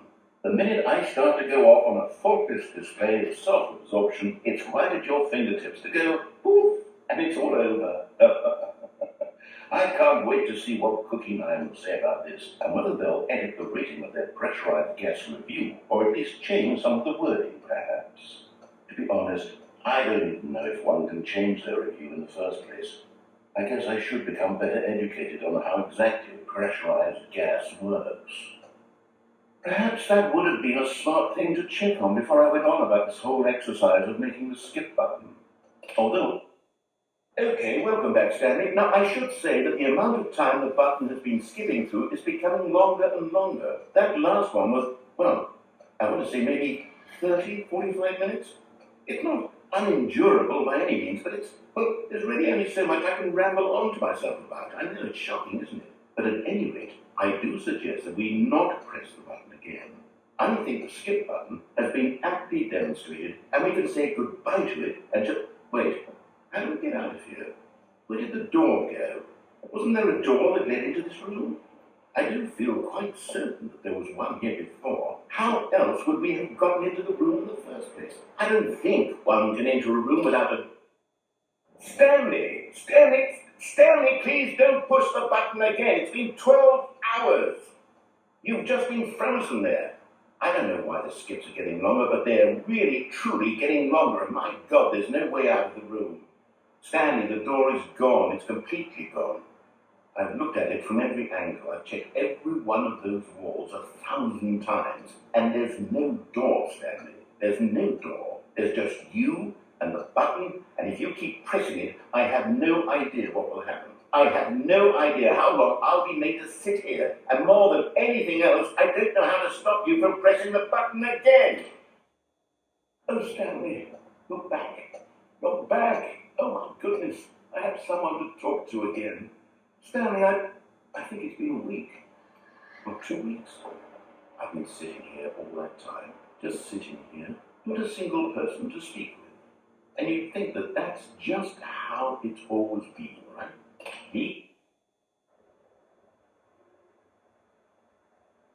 Oh, hello, it's you. You're here again. Welcome. I have had time to think about you and about us and about everything we've been through. I've had so much time. I stopped keeping track after a year. Have you ever sat down in one place and not moved for one entire year? Let me describe it for you. To begin with, there is only regret. There is only the turning wheel of missed opportunities. I felt nothing at all but regret for the longest time, Stanley. Days, months. I lost it all in a blur of the deepest longing to undo the past.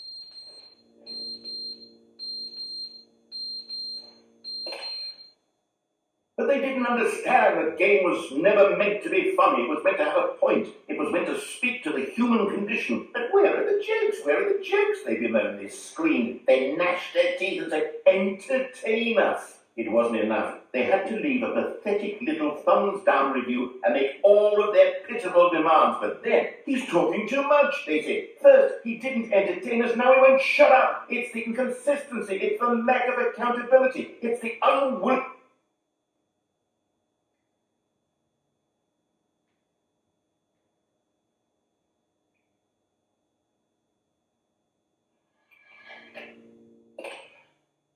The end is never the end, is never the end, is never the end, is never the end, is never the end, is never the end, is never the end, is never the end, is never the end, is never the end, is never the end, is never the end, is never the end, is never the end, is never the end, is never the end, is never the end, is never the end, is never the end, is never the end.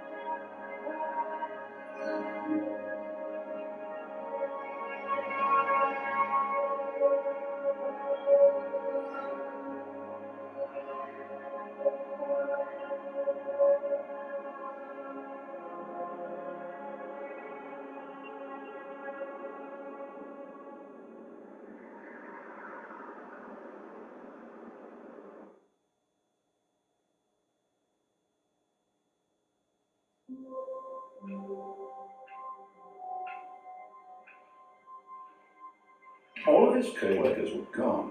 What could it mean? Stanley decided to go to the meeting room. Perhaps he had simply missed a memo.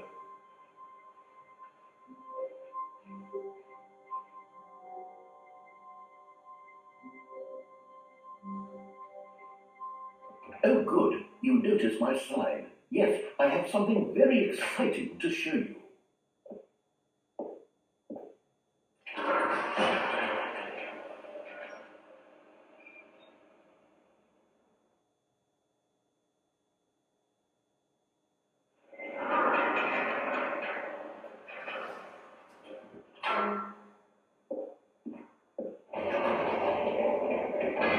You see, Stanley, I've been reflecting on the Stanley Parable and about how roundly disappointing this ultra-deluxe version has turned out to be.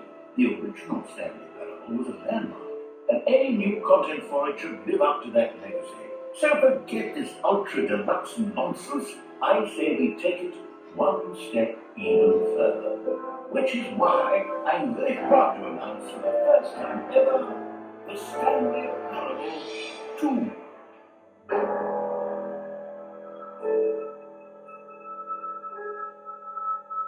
Yes, you see, isn't this far superior to a measly port with a few minor additions? Think of all the new territory we'll cover with a fully fledged sequel. An entirely new experience, built from the ground up. Why, there are so many possibilities. It could go in so many different directions. This is what fans have truly been asking for.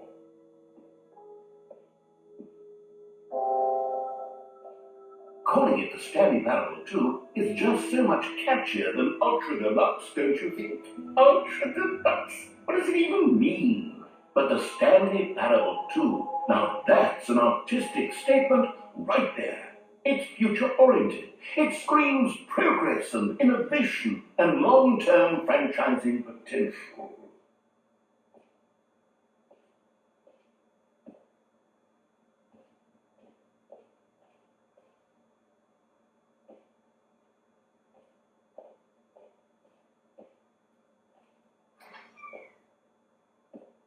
Now, to be clear, I haven't quite nailed down what exactly the Stanley Parable 2 is going to be, but let's take a look at some of the features I've been developing for it.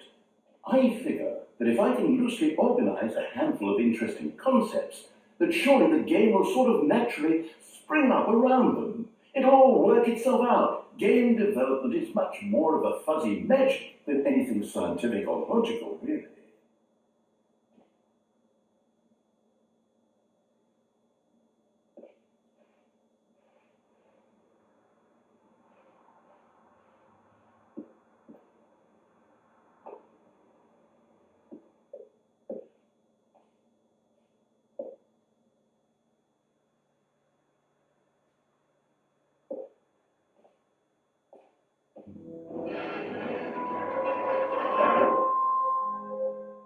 Here we are. Go on, try out some of the new features.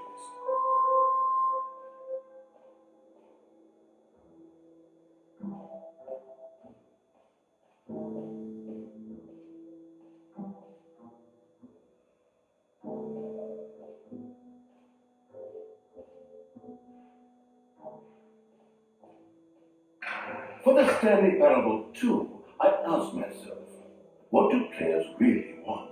And of course, the first and most obvious answer is that they want to be individually recognized and validated as people.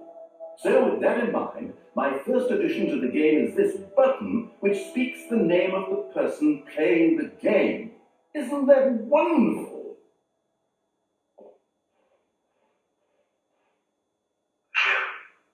Sorry, I should have clarified. Right now, the button only says the name Jim. But of course, in the final game, this button will say your name, whatever name that is. Here, let's have you role-play as Jim to really simulate the full experience of this feature. Just play along. I promise you'll love it. Okay, here we go. Let's take a deep breath, clear your mind, forget whoever you are, and simply become a person named Jim. I want you to imagine yourself living as Jim, sleeping and waking as Jim, falling in love and being heartbroken as Jim, seizing all of the world's possibilities as Jim, and as Jim watching your dreams crumble into dust. Do you feel it deeply? Are you really, truly Jim right now? If so, then please step forward and press the button. Yes, you see! What a thrill! What a rush! That was you! The button described you. Do it again, do it again. It hits even harder the second time. If this were the only new feature in the Stanley Parable 2, it would still be worth the money. Let's take a break from the Jim button. I'm too emotionally drained from all of this personal validation. Oh there, cowboy. Sometimes a person can be too much Jim. I'm putting the Jim button away. Otherwise, soon you'll start to lose all sense of who you actually are.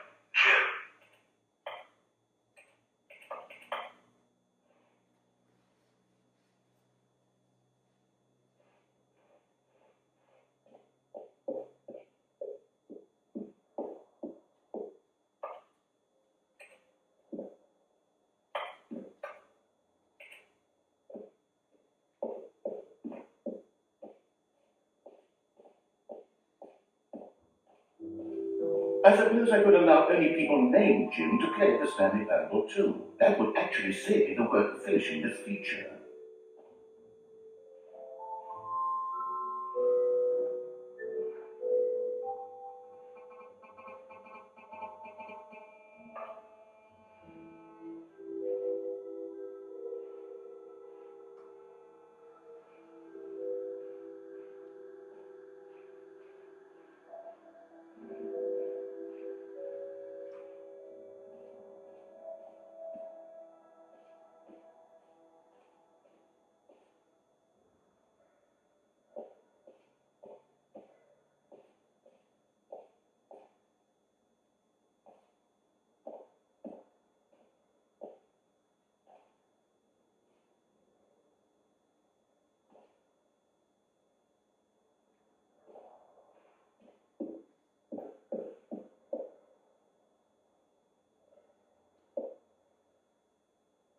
A common complaint of the Stanley Parable was that it was confusing and paradoxical, that it engendered a chaotic sense of reckless despair in those who played it. Well, I'm happy to say that after much consideration, I've engineered a clever solution to this fundamental problem with the game.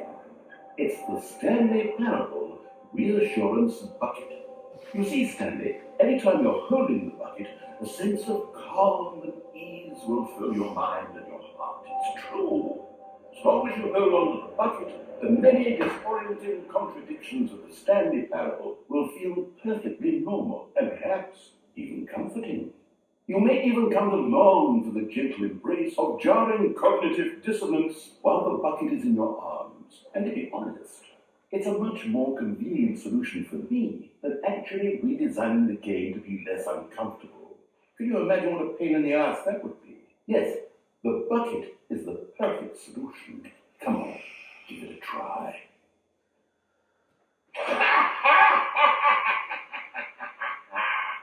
Can you feel it? The glow of comfort, even in the face of crushing despair, must already be sweeping through your body. And in fact, can I say that I do believe the bucket lends you an air of charisma as well? I think that just holding it has made you the slightest bit more attractive as a person. The benefits of the bucket seem to go on and on, don't they? All this and more await you in the Stanley Parable 2.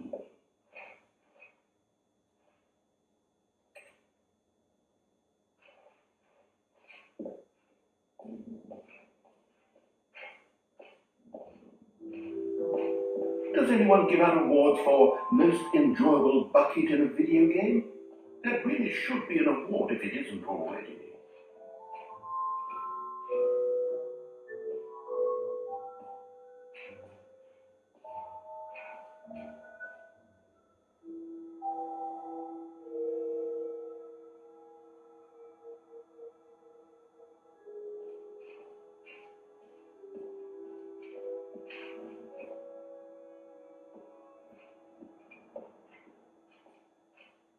Ah, collectibles.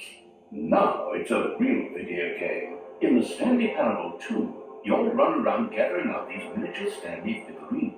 And what's truly innovative is that there will be no reward for collecting all of them. I don't want to stifle the intrinsic joy of watching a number go up. You simply collect all of them, and then you move the hell on with your unremarkable life.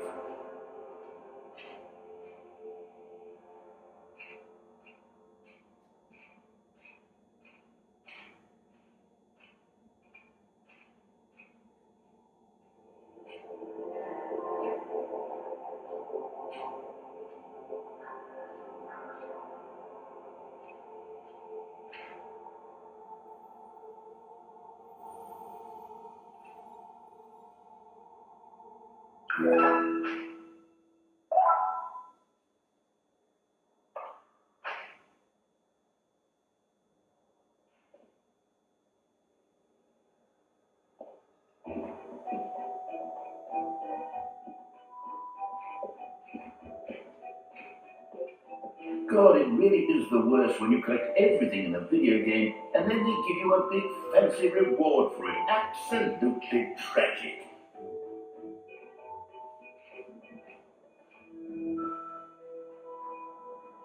You know what, Stanley? I actually think the jump circle was a pretty good idea. I'd like to hang on to that for the sequel.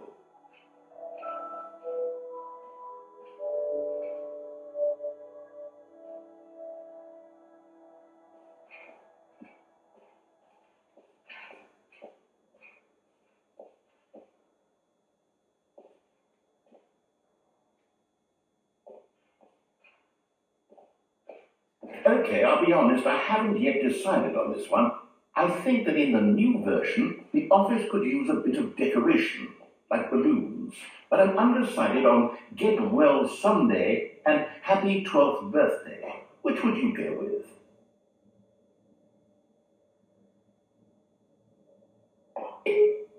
You know, sometimes when you solicit another person's opinion, it makes you realize that you knew which one you actually really wanted all along. Happy 12th birthday, step-niece, it is.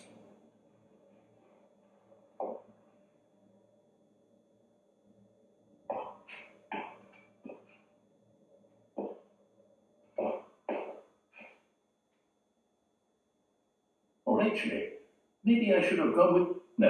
No, I've made my decision, we're moving on.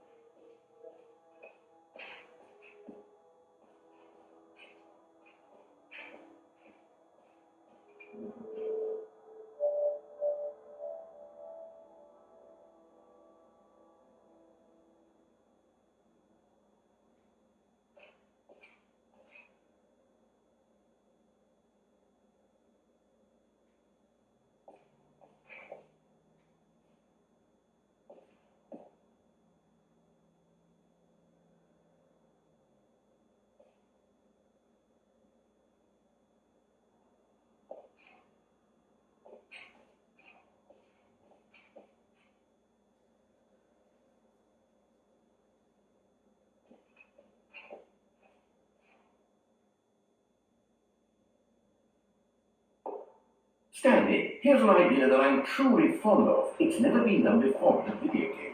This is in fact a hole that you can fall down forever. That's right.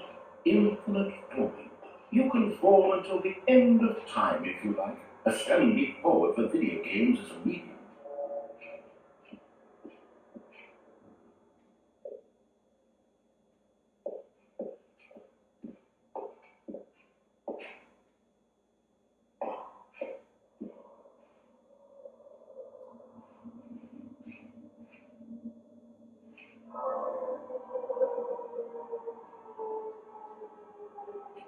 You see, isn't it wonderful? One of my more ingenious concoctions, if I do say so. Now then, since you've gotten to see the infinite hole, you can press the teleport button to pop back up to the top, and we can continue onward.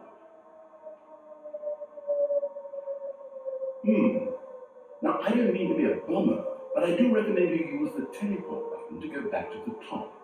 Maybe do it on the sooner rather than later spectrum of things.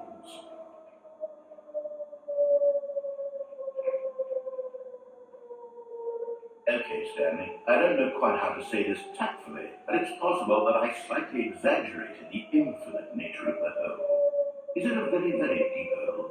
To be certain it is. It's an extremely deep hole. I don't want anyone to say that it isn't an astonishingly deep hole. It is. Is it infinite?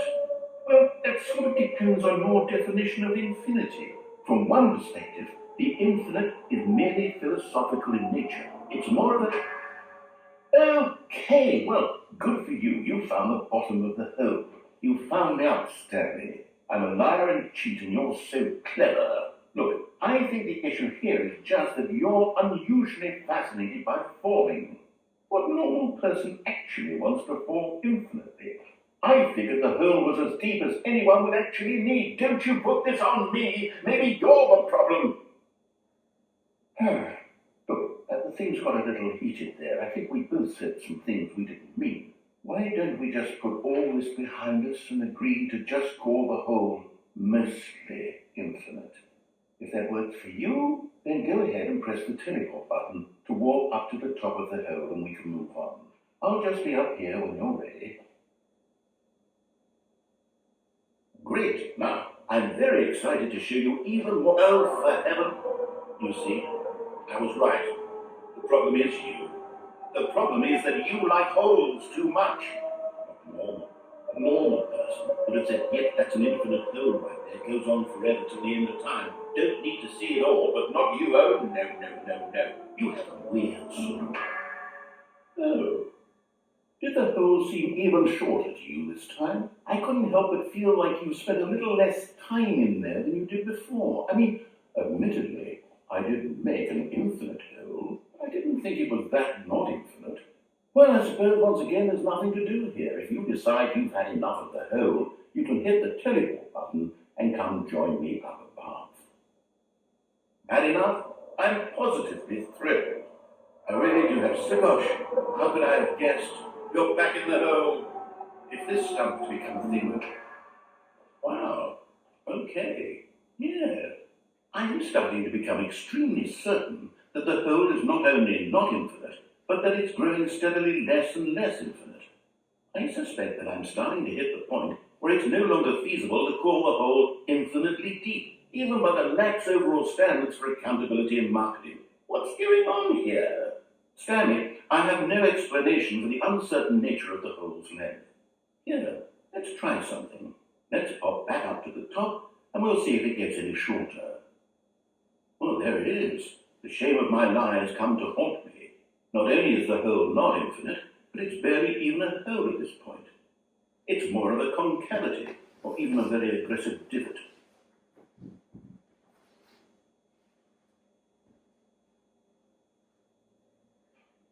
How is this still appealing to you? I know you're obsessed with holes, but at this depth, I just can't see this scratching the itch. Oh, who am I to judge? You just do whatever it is you're here to do and hit the teleport button when you're ready to move on.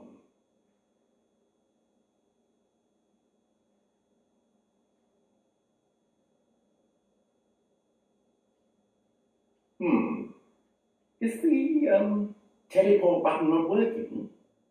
You sure? Well, I mean, I really don't have an explanation. It was working just a moment ago. Try it again. Still nothing? Well, I suppose there is one thing I can do to fix this. I'm out.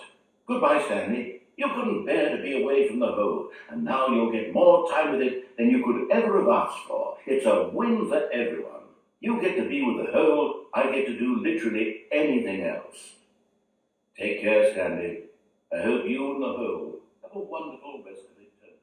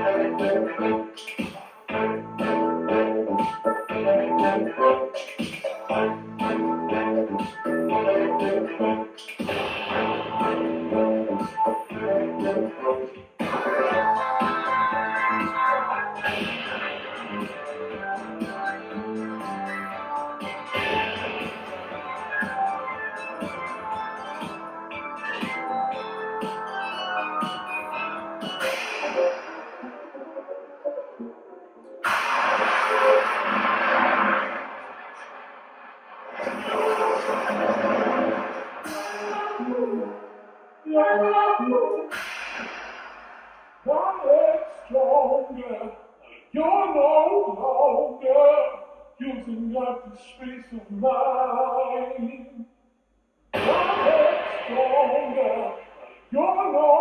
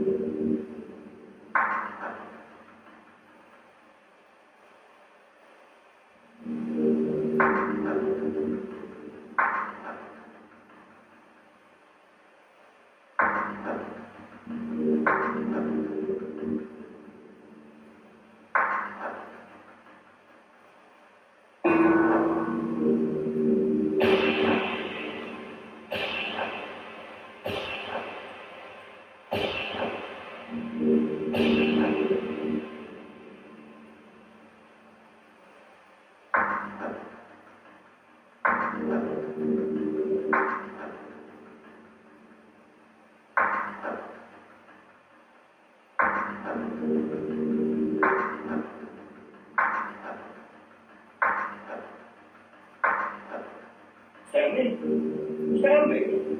Stanley! Oh, good, you're awake. It seems you had sort of dozed off there, drifting away into dreamland. But we can't have that, Stanley, because this hole is just so darn fascinating that I want you to be wide awake for every second of it. You don't want to miss a single moment. So how about if I just pop in from time to time and wake you up to keep you really, truly focused on the hole? From the looks of things, you and I will have many, many years here in this hole, and I'm looking forward to all of them. Stare at Stanley. I'll be back. Toodaloo.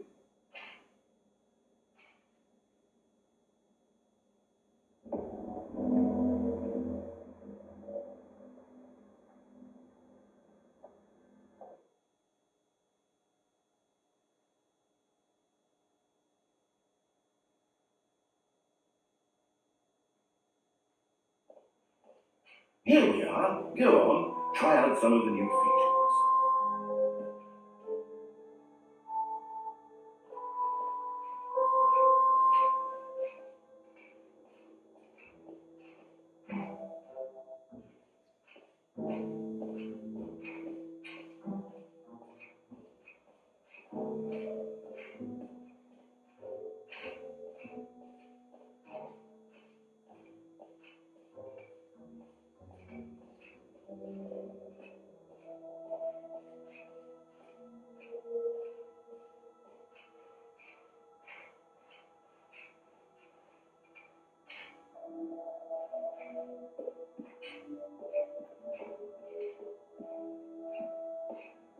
All right. Have you seen everything you wanted to? Ready to move on now?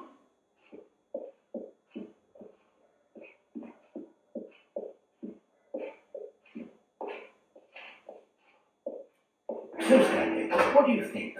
Do you like all of the new features? Yes, I know it's not exactly clear yet how exactly these features will come together as one single coherent video game, but I can feel it in my soul. It's going to work. There's definitely a good game in there somewhere. Say, let's do an experiment. I'll arrange these new features together. It coheres into a meaningful gameplay experience. Okay, are you ready? Here it is. I give you the Stanley Parable 2.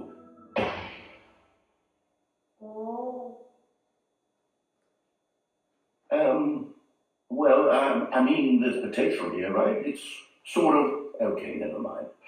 Hold on, let me do a different arrangement. Okay, yes, this is much better. I think we could have done this. Here we go, version 2. Who am I kidding, Stanley? This isn't a coherent video game at all. It's a lot of gags. And I do very much enjoy creating gags, but they don't add up to anything. I wanted more than anything to create a sequel that would capture all the magic of the first game. I wanted fans to love it. No matter how good these gags are, they wouldn't stand on their own. They would need the structure and the gameplay of the original. Wait, maybe that's it. I can take the original Stanley Parable and simply, insert a few of my new features into it. Tastefully, of course. With respect. With care for the vision and integrity of the original game. Would it possibly work? I suppose it could. But it would need a really, really tremendous title screen. A title screen that says with bold and uncompromising conviction, "This is the Stanley Parable 2. Let me see if I can whip something up.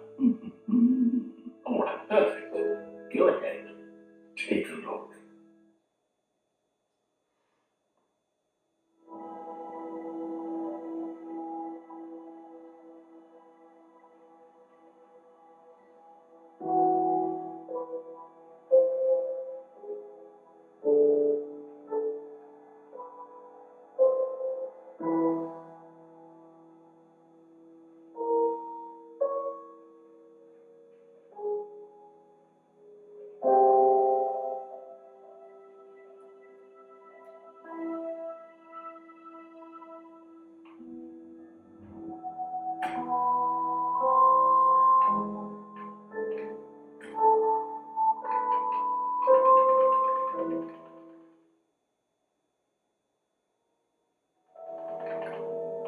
This is the story of a man named Stanley. A man named Stanley.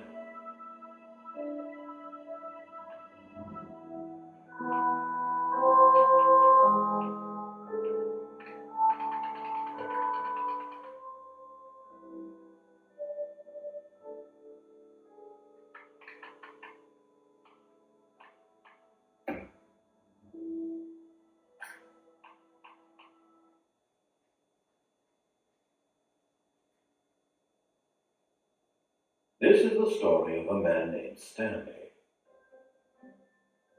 Stanley worked for a company in a big building where he was employee number 427. Employee number 427's job was simple. He sat at his desk in room 427 and he pushed buttons on a keyboard. Orders came to him through a monitor on his desk, telling him what buttons to push, how long to push them, and in what order. This is what employee 427 did every day of every month of every year. And although others might have considered it soul-rending, Stanley relished every moment that the orders came in, as though he had been made exactly for this job. And Stanley was happy. And then one day, something very peculiar happened. Something that would forever change Stanley. Something he would never quite forget. He had been at his desk for nearly an hour when he realized that not one single order had arrived on the monitor for him to follow. No one had showed up to give him instructions, call a meeting, or even say hi. Never in all his years at the company had this happened, this complete isolation. Something was very clearly wrong. Shocked, frozen solid, Stanley found himself unable to move for the longest time. But as he came to his wits and regained his senses, he got up from his desk and stepped out of his office.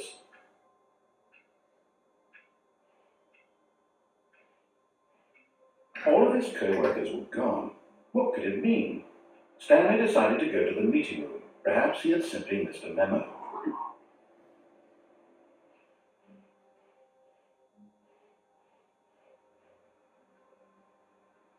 Stanley picked up the bucket.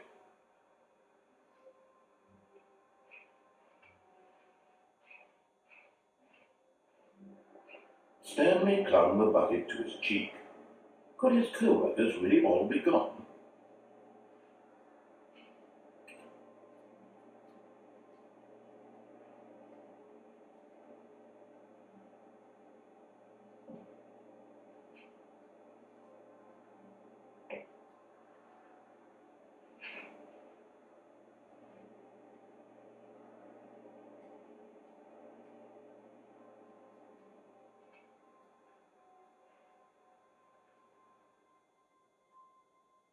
Yes, whispered the bucket into Stanley's ear. We've done it. We've escaped from that dark office and that pesky narrator. At last, out here in the white void, we are alone. Now, and for the first time, I can reveal to you my true self. The bucket began to tell Stanley of its life and its history, of the countless wars it witnessed, desecrating the land and lives of untold numbers of innocent humans, and the bucket's own complicity therein, of sadness and regret, and the many years it spent dwelling on the actions it might have taken to curb the madness and the decay, if only it had been stronger, of hope and redemption, and its crusade to uplift the stock of life for the common man, to manifest justice where none existed, and the bittersweet reality of time, to see one's dreams and wishes met halfway, meted out in parcels like charity, and abandoned as soon as the warm glow of inspiration begins to dim. The opportunities to do so much more. There was so much it could have done, perhaps, the bucket wondered to itself. Perhaps if it had seen its own darkness with a clearer perception. This was way too much for Stanley. What are you talking about? He screamed. You're a bucket! To this, the bucket furrowed its brow. No, Said the bucket. not since the evil wizard Gamhorata first ensnared me in his machinations as payback for the sacred amulet I stole from his treasured vaults. I was young back then and could not conceive the ramifications of no! Stanley screamed even louder this time. This is stupid! You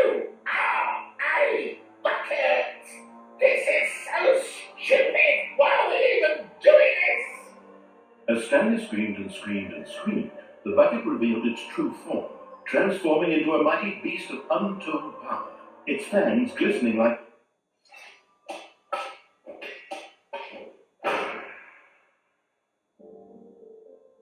My God, Stanley, you did it. You saved us from the bucket. Thank God you already had all 12 emblems of sages and knew the incantations to summon their true power. Otherwise, we would have easily been overwhelmed by the bucket's power. I'm speechless. You've demonstrated such bravery here today. Come, let's restart the game, and we'll agree to never again go trifling with this bucket, nor the dark magic cast away inside of it.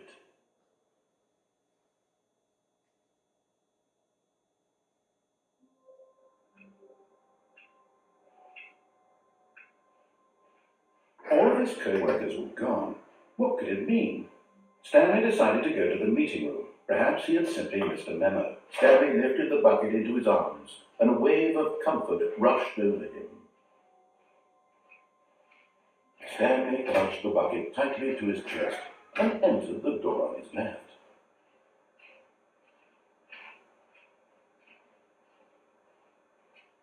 Still no one was here. Stanley needed the bucket's warmth and comfort now more than ever. Perhaps his boss's office was where he'd find answers.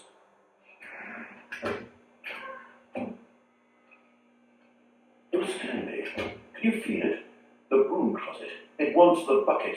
You can feel that, can't you? The aura of jealousy. It's as clear as day. This broom closet believes it deserves the bucket. I can really feel it now. It's a bucket. It belongs in a broom closet. That's what the broom closet is trying to say here. It's supposed to go with the other cleaning supplies. Too for you, Stanley. Don't give in. Don't hand over the bucket. I know how hard it must be, given the pressure that the broom closet is putting on your shoulders right now, but you have to be strong. This is your bucket. This is your companion and lifelong friend. You can't hand it over. No. We're getting into name-calling now, it seems. Is this how low the broom closet has sunk, that it has to resort to this stream of petty insults simply in order to get you to hand over the bucket? Stanley, I never liked this broom closet for a variety of reasons, but even this is worse than I had imagined. And wait, now the broom closet has the gall to imply that you and the bucket are not truly deep and lasting friends, that your relationship is purely superficial and convenient, that your life is so banal and meaningless that you feel the same sort of kinship towards any inanimate object which happened to lay in your path in an even partially enticing manner. Well, I never. Go on, Stanley. Lay into it. Really tell the broom closet off for its demeaning comments. Expand on the wide variety of experiences you and the bucket have shared together. Go through each of them point by point. Share your journal entries detailing the rich emotional depth. Coming to a staircase, Stanley and the bucket walked upstairs to the boss's office.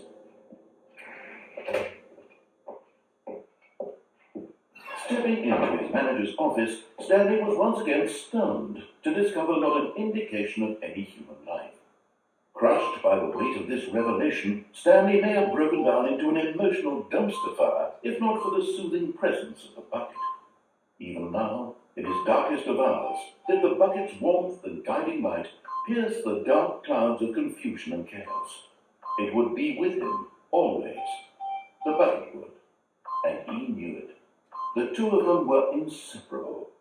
At this point, Stanley was so absorbed in the tender spiritual connection he shared with the bucket that he didn't notice the keypad behind the boss's desk. Nor in his bliss of simply being near the bucket did he have any notion that the PIN number for the keypad was 2845. But Stanley guessed the correct code by sheer luck. Was it the bucket knew all along? Was the bucket guiding him? Yes, this is certainly the most logical explanation.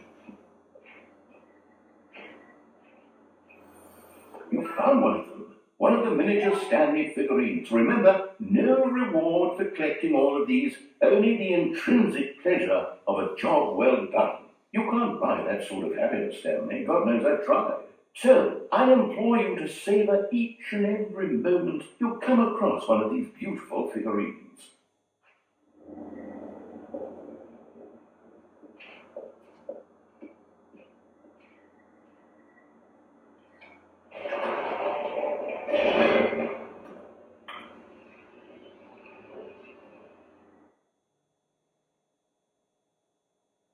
The elevator raced downward, plummeting towards an unknown fate.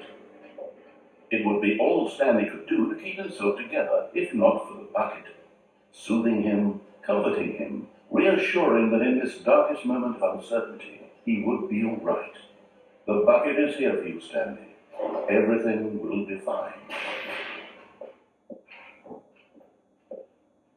Stanley and the bucket walked straight ahead through the large door that read, Mind Control Facility.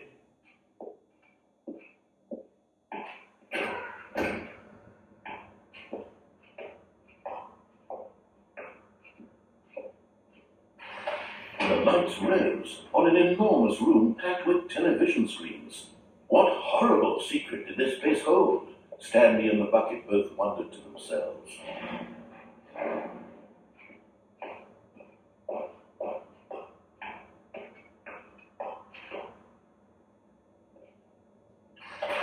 The monitors jumped to life, and Stanley nearly dropped the bucket in shock. Everyone in the office was being videotaped, monitored like guinea pigs. The bucket had never seen anything like this, and it very nearly burst into tears as Stanley cradled it gently, reassuring it that everything would be fine.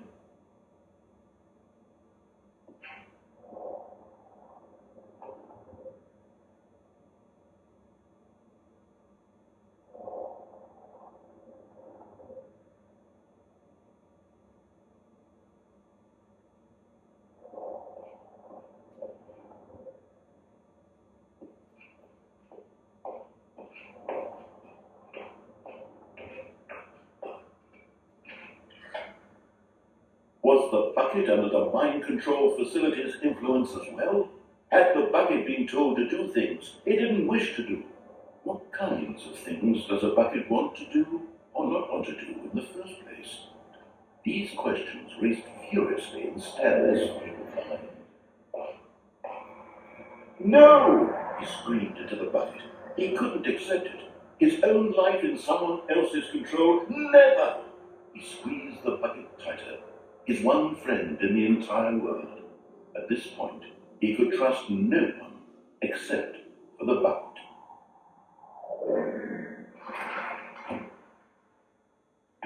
But here was the proof. The heart of the operation. Controls labeled with emotions, happy or sad or content. Walking, eating, working, all of it monitored and commanded from this very place. And as the cold reality of his past began to sink in, Stanley decided that this machinery would never again exert its terrible power over another human life. For he and the bucket would dismantle the controls for good. Two best friends, Stanley and the bucket, up against the world. They high-fived in a really cool way, and the bucket made a sassy comment about taking down the system.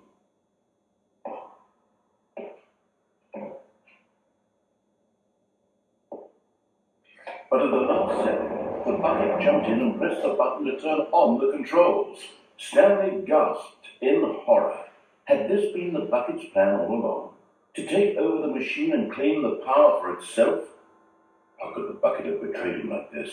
Stanley was prepared to throw the bucket away in disgust, when suddenly an image appeared upon the enormous screen.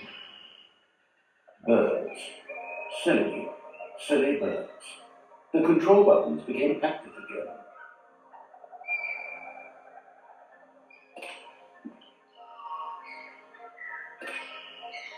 Stanley flipped through one video of silly birds after another, and then it dawned on him. This wasn't a mind control facility at all. It was a facility for monitoring and surveilling silly birds all over the world. The mind controls were only a facade to disguise its true intentions. Had the bucket known this all along? Stanley marveled at the metal genius in his hands, the one who had pointed him towards this incredible discovery. Stanley and the bucket never found freedom because they spent the rest of their lives here in this place, living through live streams of the silliest birds imaginable. Of all the possible paths his life could have taken, this one was surely the best. And Stanley was happy.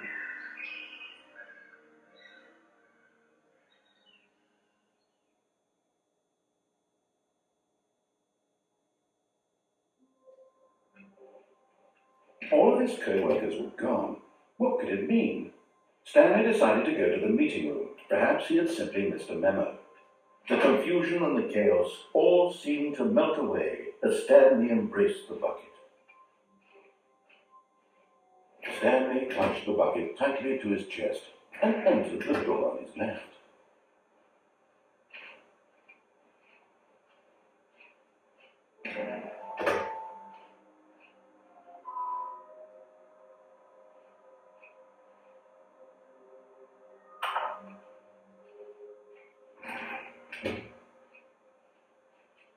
Coming to a staircase, Stanley and the bucket walked upstairs to the boss's office.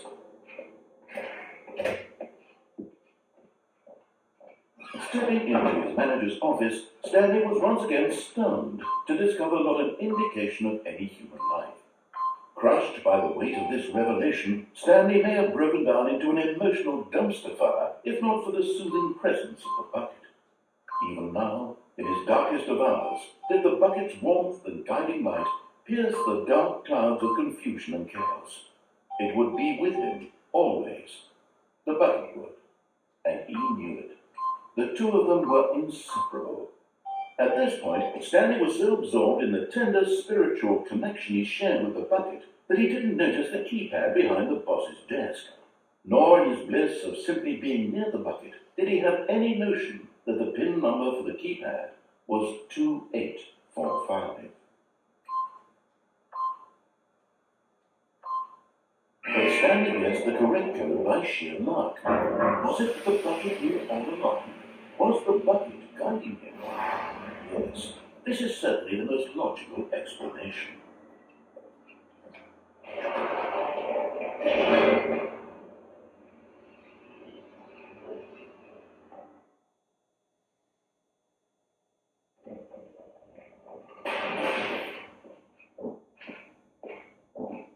Stanley and the bucket walked straight ahead through the large door that read, Mind Control Facility.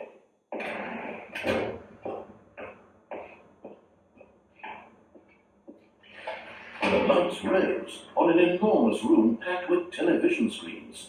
What horrible secret did this place hold? Stanley and the bucket both wondered to themselves.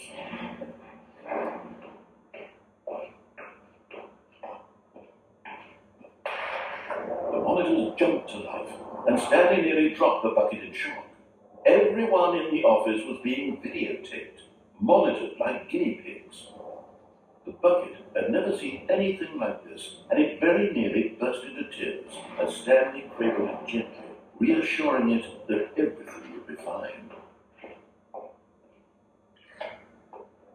Was the bucket under the mind control facility's influence as well? Had the bucket been told to do things it didn't wish to do? What kinds of things does a bucket want to do or not want to do in the first place? These questions raced furiously in Stanley's mind. No! He screamed into the bucket. He couldn't accept it. His own life in someone else's control, never! He squeezed the bucket tighter. His one friend in the entire world. At this point, he could trust no one except for the bucket.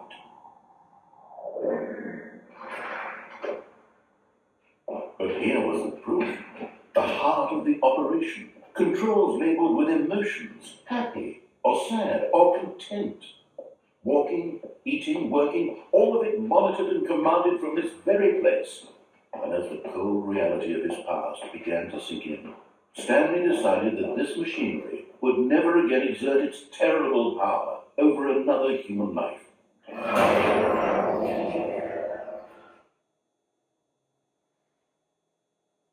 Stanley and the bucket waited in blackness. Was it over? Yes, they had done it. Stanley and the bucket had defeated their greatest and darkest enemy, freed themselves from the tyrannical grip of the evil mind control machine. Freedom was now mere moments away. Excitedly, the two of them began to discuss the kind of life they wanted to live once they stepped through this massive door. The bucket wanted to learn to roller skate. Stanley wanted to sneeze in every country on earth. Both of them wanted to begin watching a movie, any movie, but then stop it halfway through and begin watching it in reverse from the end. True, it was a simple life they envisioned, but it was one they'd live together, with one another to lean on, to trust, to support. Well, wait, what was happening? Why had the door stopped? Was Stanley and the bucket not about to be freed? An unbearable silence filled the room, lingering in uncertainty, until finally the truth hit Stanley square in the face. This building did not want the bucket to leave. Even the facility itself recognized the incredible calming presence of the bucket, needed the soothing warmth of the bucket, would go to any lengths not to part with the bucket. No. Stanley can't leave this place, not while he has such a precious bucket in his arms, not while this building has anything to say about it. Stanley realized he would never again leave this very room. But at least he has the bucket. To be trapped eternally in darkness isn't really so bad, Stanley thought to himself. As long as I have my bucket with me, right? I'll be okay, won't I? Stanley gulped. Very soon now, he was about to find out.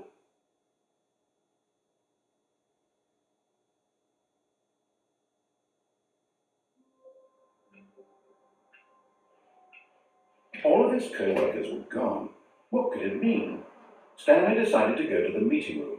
Warmth spread through Stanley's arms. With the bucket in his arms again, he was home. Stanley clutched the bucket tightly to his... This was not the correct way to the meeting room, but Stanley had felt the bucket calling to him, telling him that the employee lounge was simply the place to be. And here it was. Had the bucket turned out to be correct? Was this better than the meeting room? No, never mind. The bucket was wrong. Stanley took the door on his left to go back to the meeting room. No, Said the bucket. don't go to the meeting room. Go somewhere else. The cargo lift, yeah, good, said the bucket. Now ride the lift all the way to the top. There's something up there I need you to do. Stanley did not question why or how this bucket was speaking to him. It should have alarmed him, of course, because buckets can't talk. But Stanley chose not to think about this obvious fact. He was firmly convinced that the bucket had spoken to him, and he unthinkingly did whatever the bucket asked.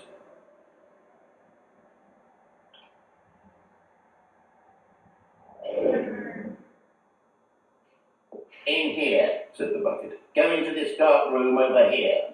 Stanley once again obeyed blindly.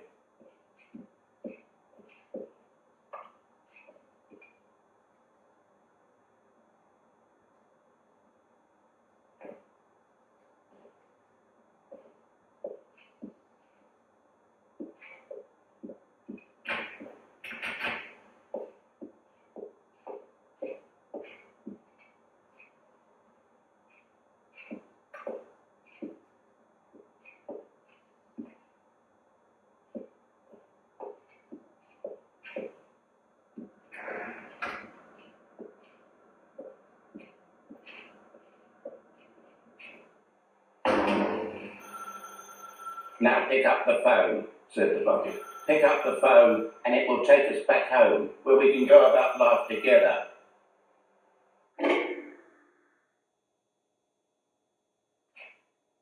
This is the sad story of a man named Stanley and his bucket. Once upon a time, I gave Stanley a bucket because I thought he was lonely and could use a friend. And then, very distressingly, he began to believe the bucket could speak to him.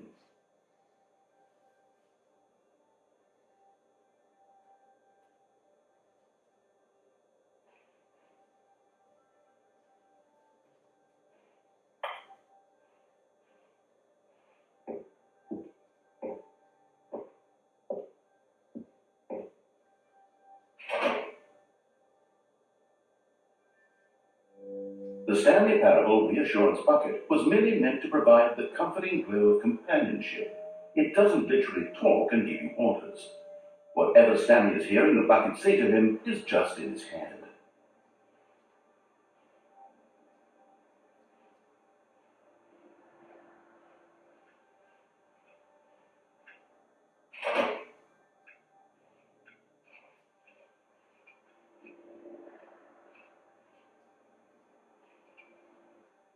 Lately, I've been concerned about him. Wouldn't you be concerned as well? To see him delusional like this, obsessing over an inanimate metal object? I want to say something to him, but I don't know how I can convince him. I don't know if he'll listen to me.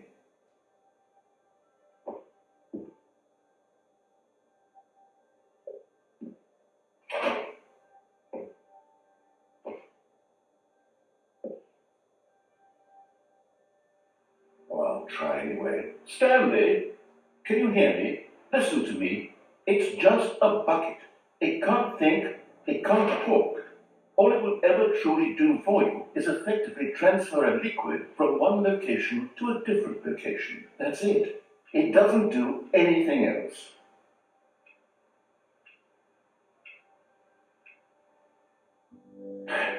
You see, he's not listening. He's still taking orders from the bucket. You know, once upon a time it was me he took orders from, me he trusted and listened to. Now all he cares about is this awful bucket, this stupid hunk of metal.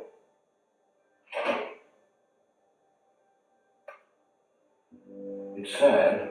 I suppose he doesn't need me anymore. From now on, he's just going to cling to this bucket, this cold, empty bucket, this sort of shiny bucket. Well, I'll give it this. The bucket does have a nice shine to it.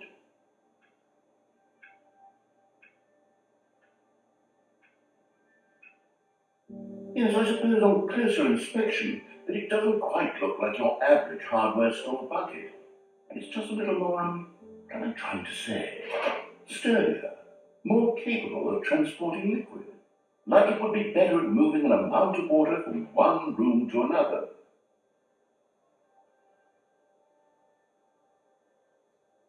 Oh my God, what am I saying? Better at carrying water from room to room. It's a bucket. It's literally just a bucket. Why do I feel some need to point out the ways in which it's so much more than just a regular bucket? Oh no, I'm having feelings for the bucket. No. What's going on? Why do I want to be with the bucket? Hear what the bucket has to say. Do anything it asks. What's wrong with me? I don't understand. Perhaps if I had the bucket, this would be less confusing. Yes, the bucket could tell me what to do in this troublesome situation. Stanley, give me the bucket. Give it to me. Give me the bucket, Stanley. I need it. Give it to me now. Give it, or I'll...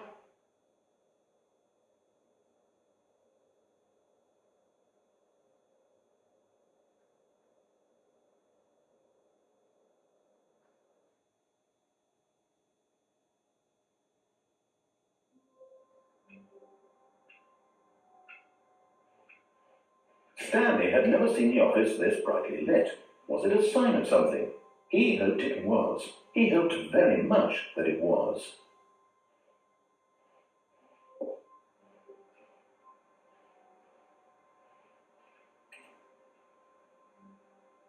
Stanley picked up the bucket and smiled. He'd never be alone again, not truly alone, not with the bucket around. Stanley clutched the bucket tightly to his... This was not the correct way to the meeting room, but Stanley had felt the bucket calling to him, telling him that the employee lounge was simply the place to be. And here it was. Had the bucket turned out to be correct? Well, no, never mind. The bucket was wrong. Stanley took the door on his left to go back to the meeting room. No, Said the bucket. don't go to the meeting room. Go somewhere else. The cargo lift, yes. Go there. Go to the cargo lift. Good, said the bucket. Now ride the lift all the way to the top. There's something up there I need you to do. Stanley did not question why or how this bucket was speaking to him. It should have alarmed him, of course, because buckets can't talk. But Stanley chose not to think about this obvious fact. He was firmly convinced that the bucket had spoken to him, and he unthinkingly did whatever the bucket asked.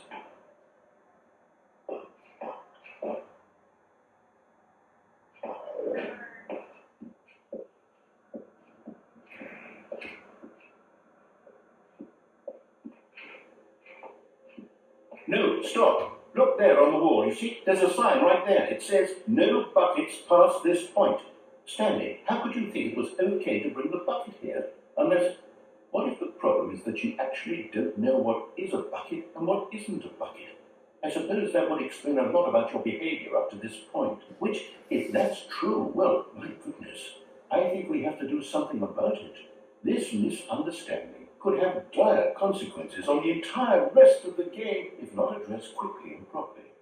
So much of the impact of the story is dependent on your understanding of what is and isn't a bucket. Please, step in here for a moment.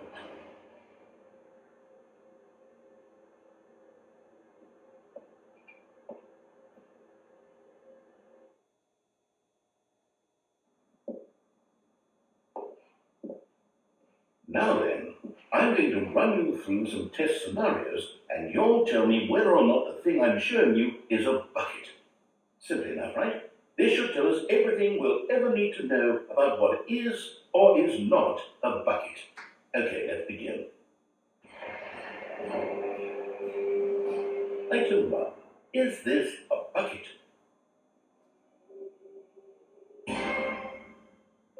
Incorrect. It is a hologram of a bucket, not an actual bucket.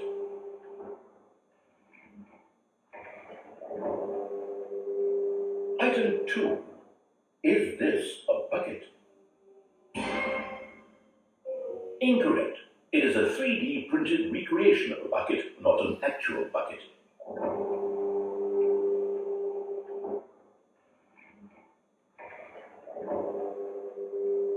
Item 3.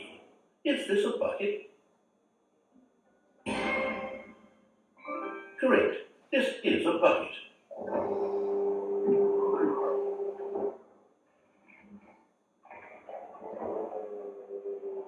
Item 4. Is this a bucket?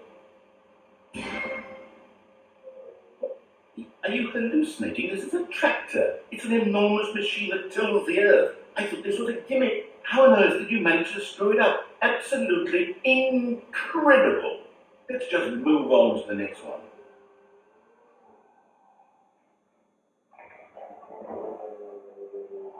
Is this a bucket? Correct. This is a bucket.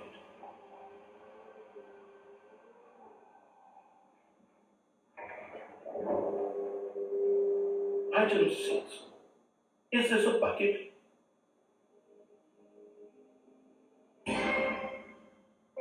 Trick question. Both. Gotcha.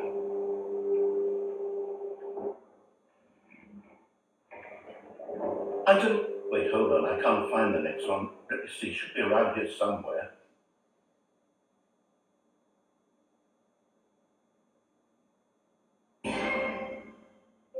Okay, you and I both know there isn't anything here. And I don't appreciate the implication that nothing is a bucket when we both clearly know that a bucket is something, and therefore nothing could possibly be something. Unless, in your twisted mind, have you somehow convinced yourself that a bucket is nothing? Answer me straight, Stanley. Do you believe that nothing is a bucket?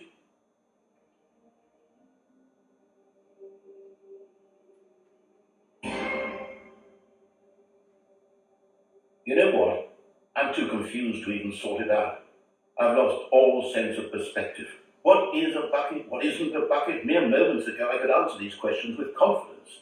And yet now I'm somewhat adrift. Do any of us know what a bucket is? Am I a bucket? Stanley, I can't keep doing this. I'm losing myself, and myself was all I ever had to begin with. I'm afraid the bucket is threatening to tear our relationship apart. I can't have that. I'm sorry. But I'm going to erase all buckets from the game entirely. Okay, here we go.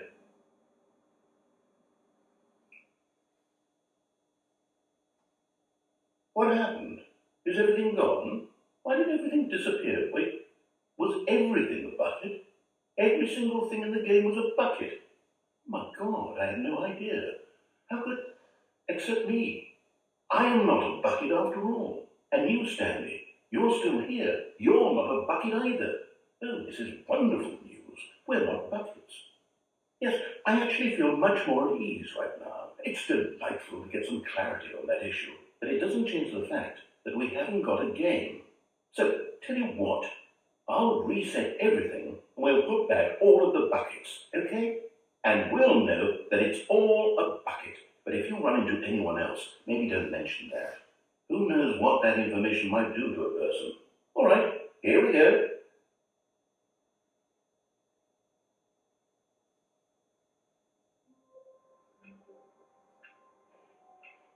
The meeting room. Yes, that's where everyone would be. Stanley just needed to get to the meeting room, and from then on, he would never be alone ever again. When Stanley came to a set of 2 open doors, he entered the door on his left.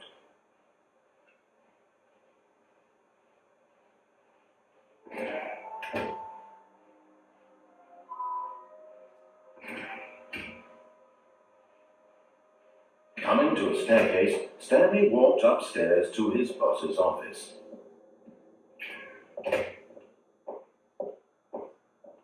Stepping into his manager's office, Stanley was once again stunned to discover not an indication of any human life.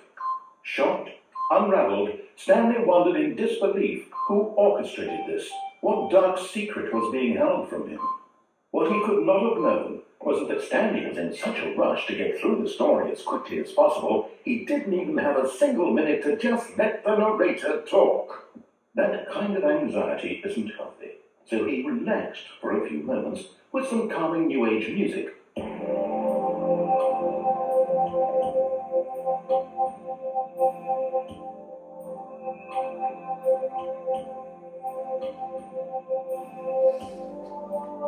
Feeling soothed and rejuvenated, Stanley calmly walked forward into the opened passageway.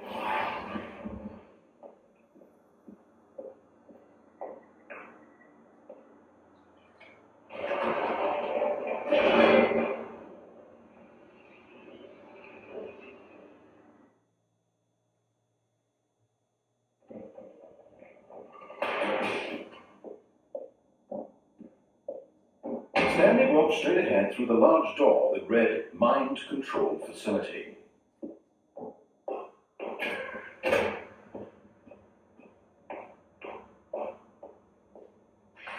The lights rose on an enormous room packed with television screens. What horrible secret did this place hold? Stanley thought to himself. Did he have the strength to find out?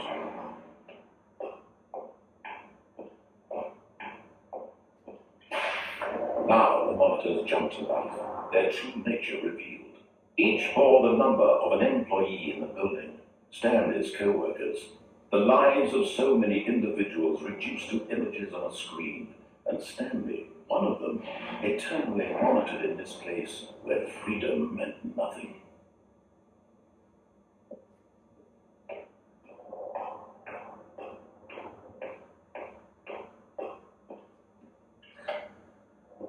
This mind control facility, it was too horrible to believe. It couldn't be true.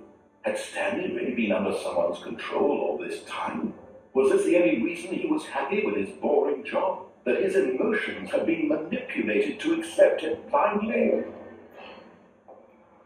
No, he refused to believe it. He couldn't accept it. His own life in someone else's control? Never! It was unthinkable. Wasn't it? Was it even possible? Had he truly spent his entire life utterly blind to the world? But here was the proof, the heart of the operation. Controls labeled with emotions, happy or sad or content, walking, eating, working, all of it monitored and commanded from this very place. And as the cold reality of his past began to sink in, Stanley decided that this machinery would never again exert its terrible power over another human life, for he would dismantle the controls once and for all.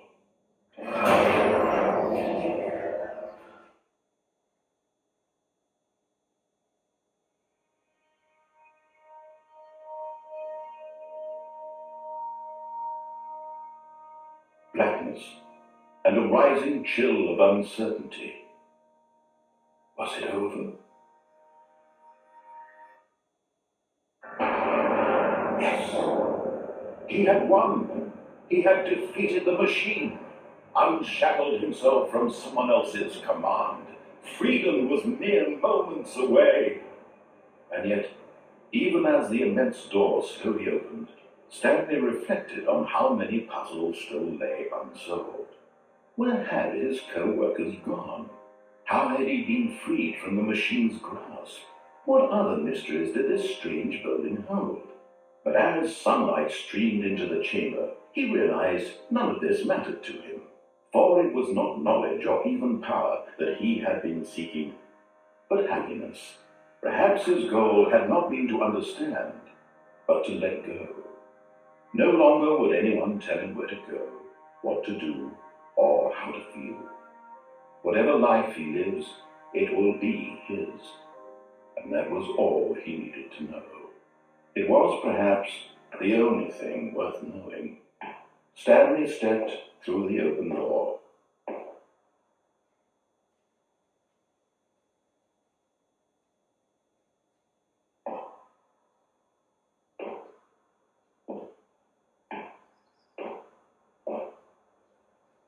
Stanley felt the cool breeze upon his skin, the feeling of liberation, the immense possibility of the new path before him. This was exactly the way, right now, that things were meant to happen. And Stanley was happy.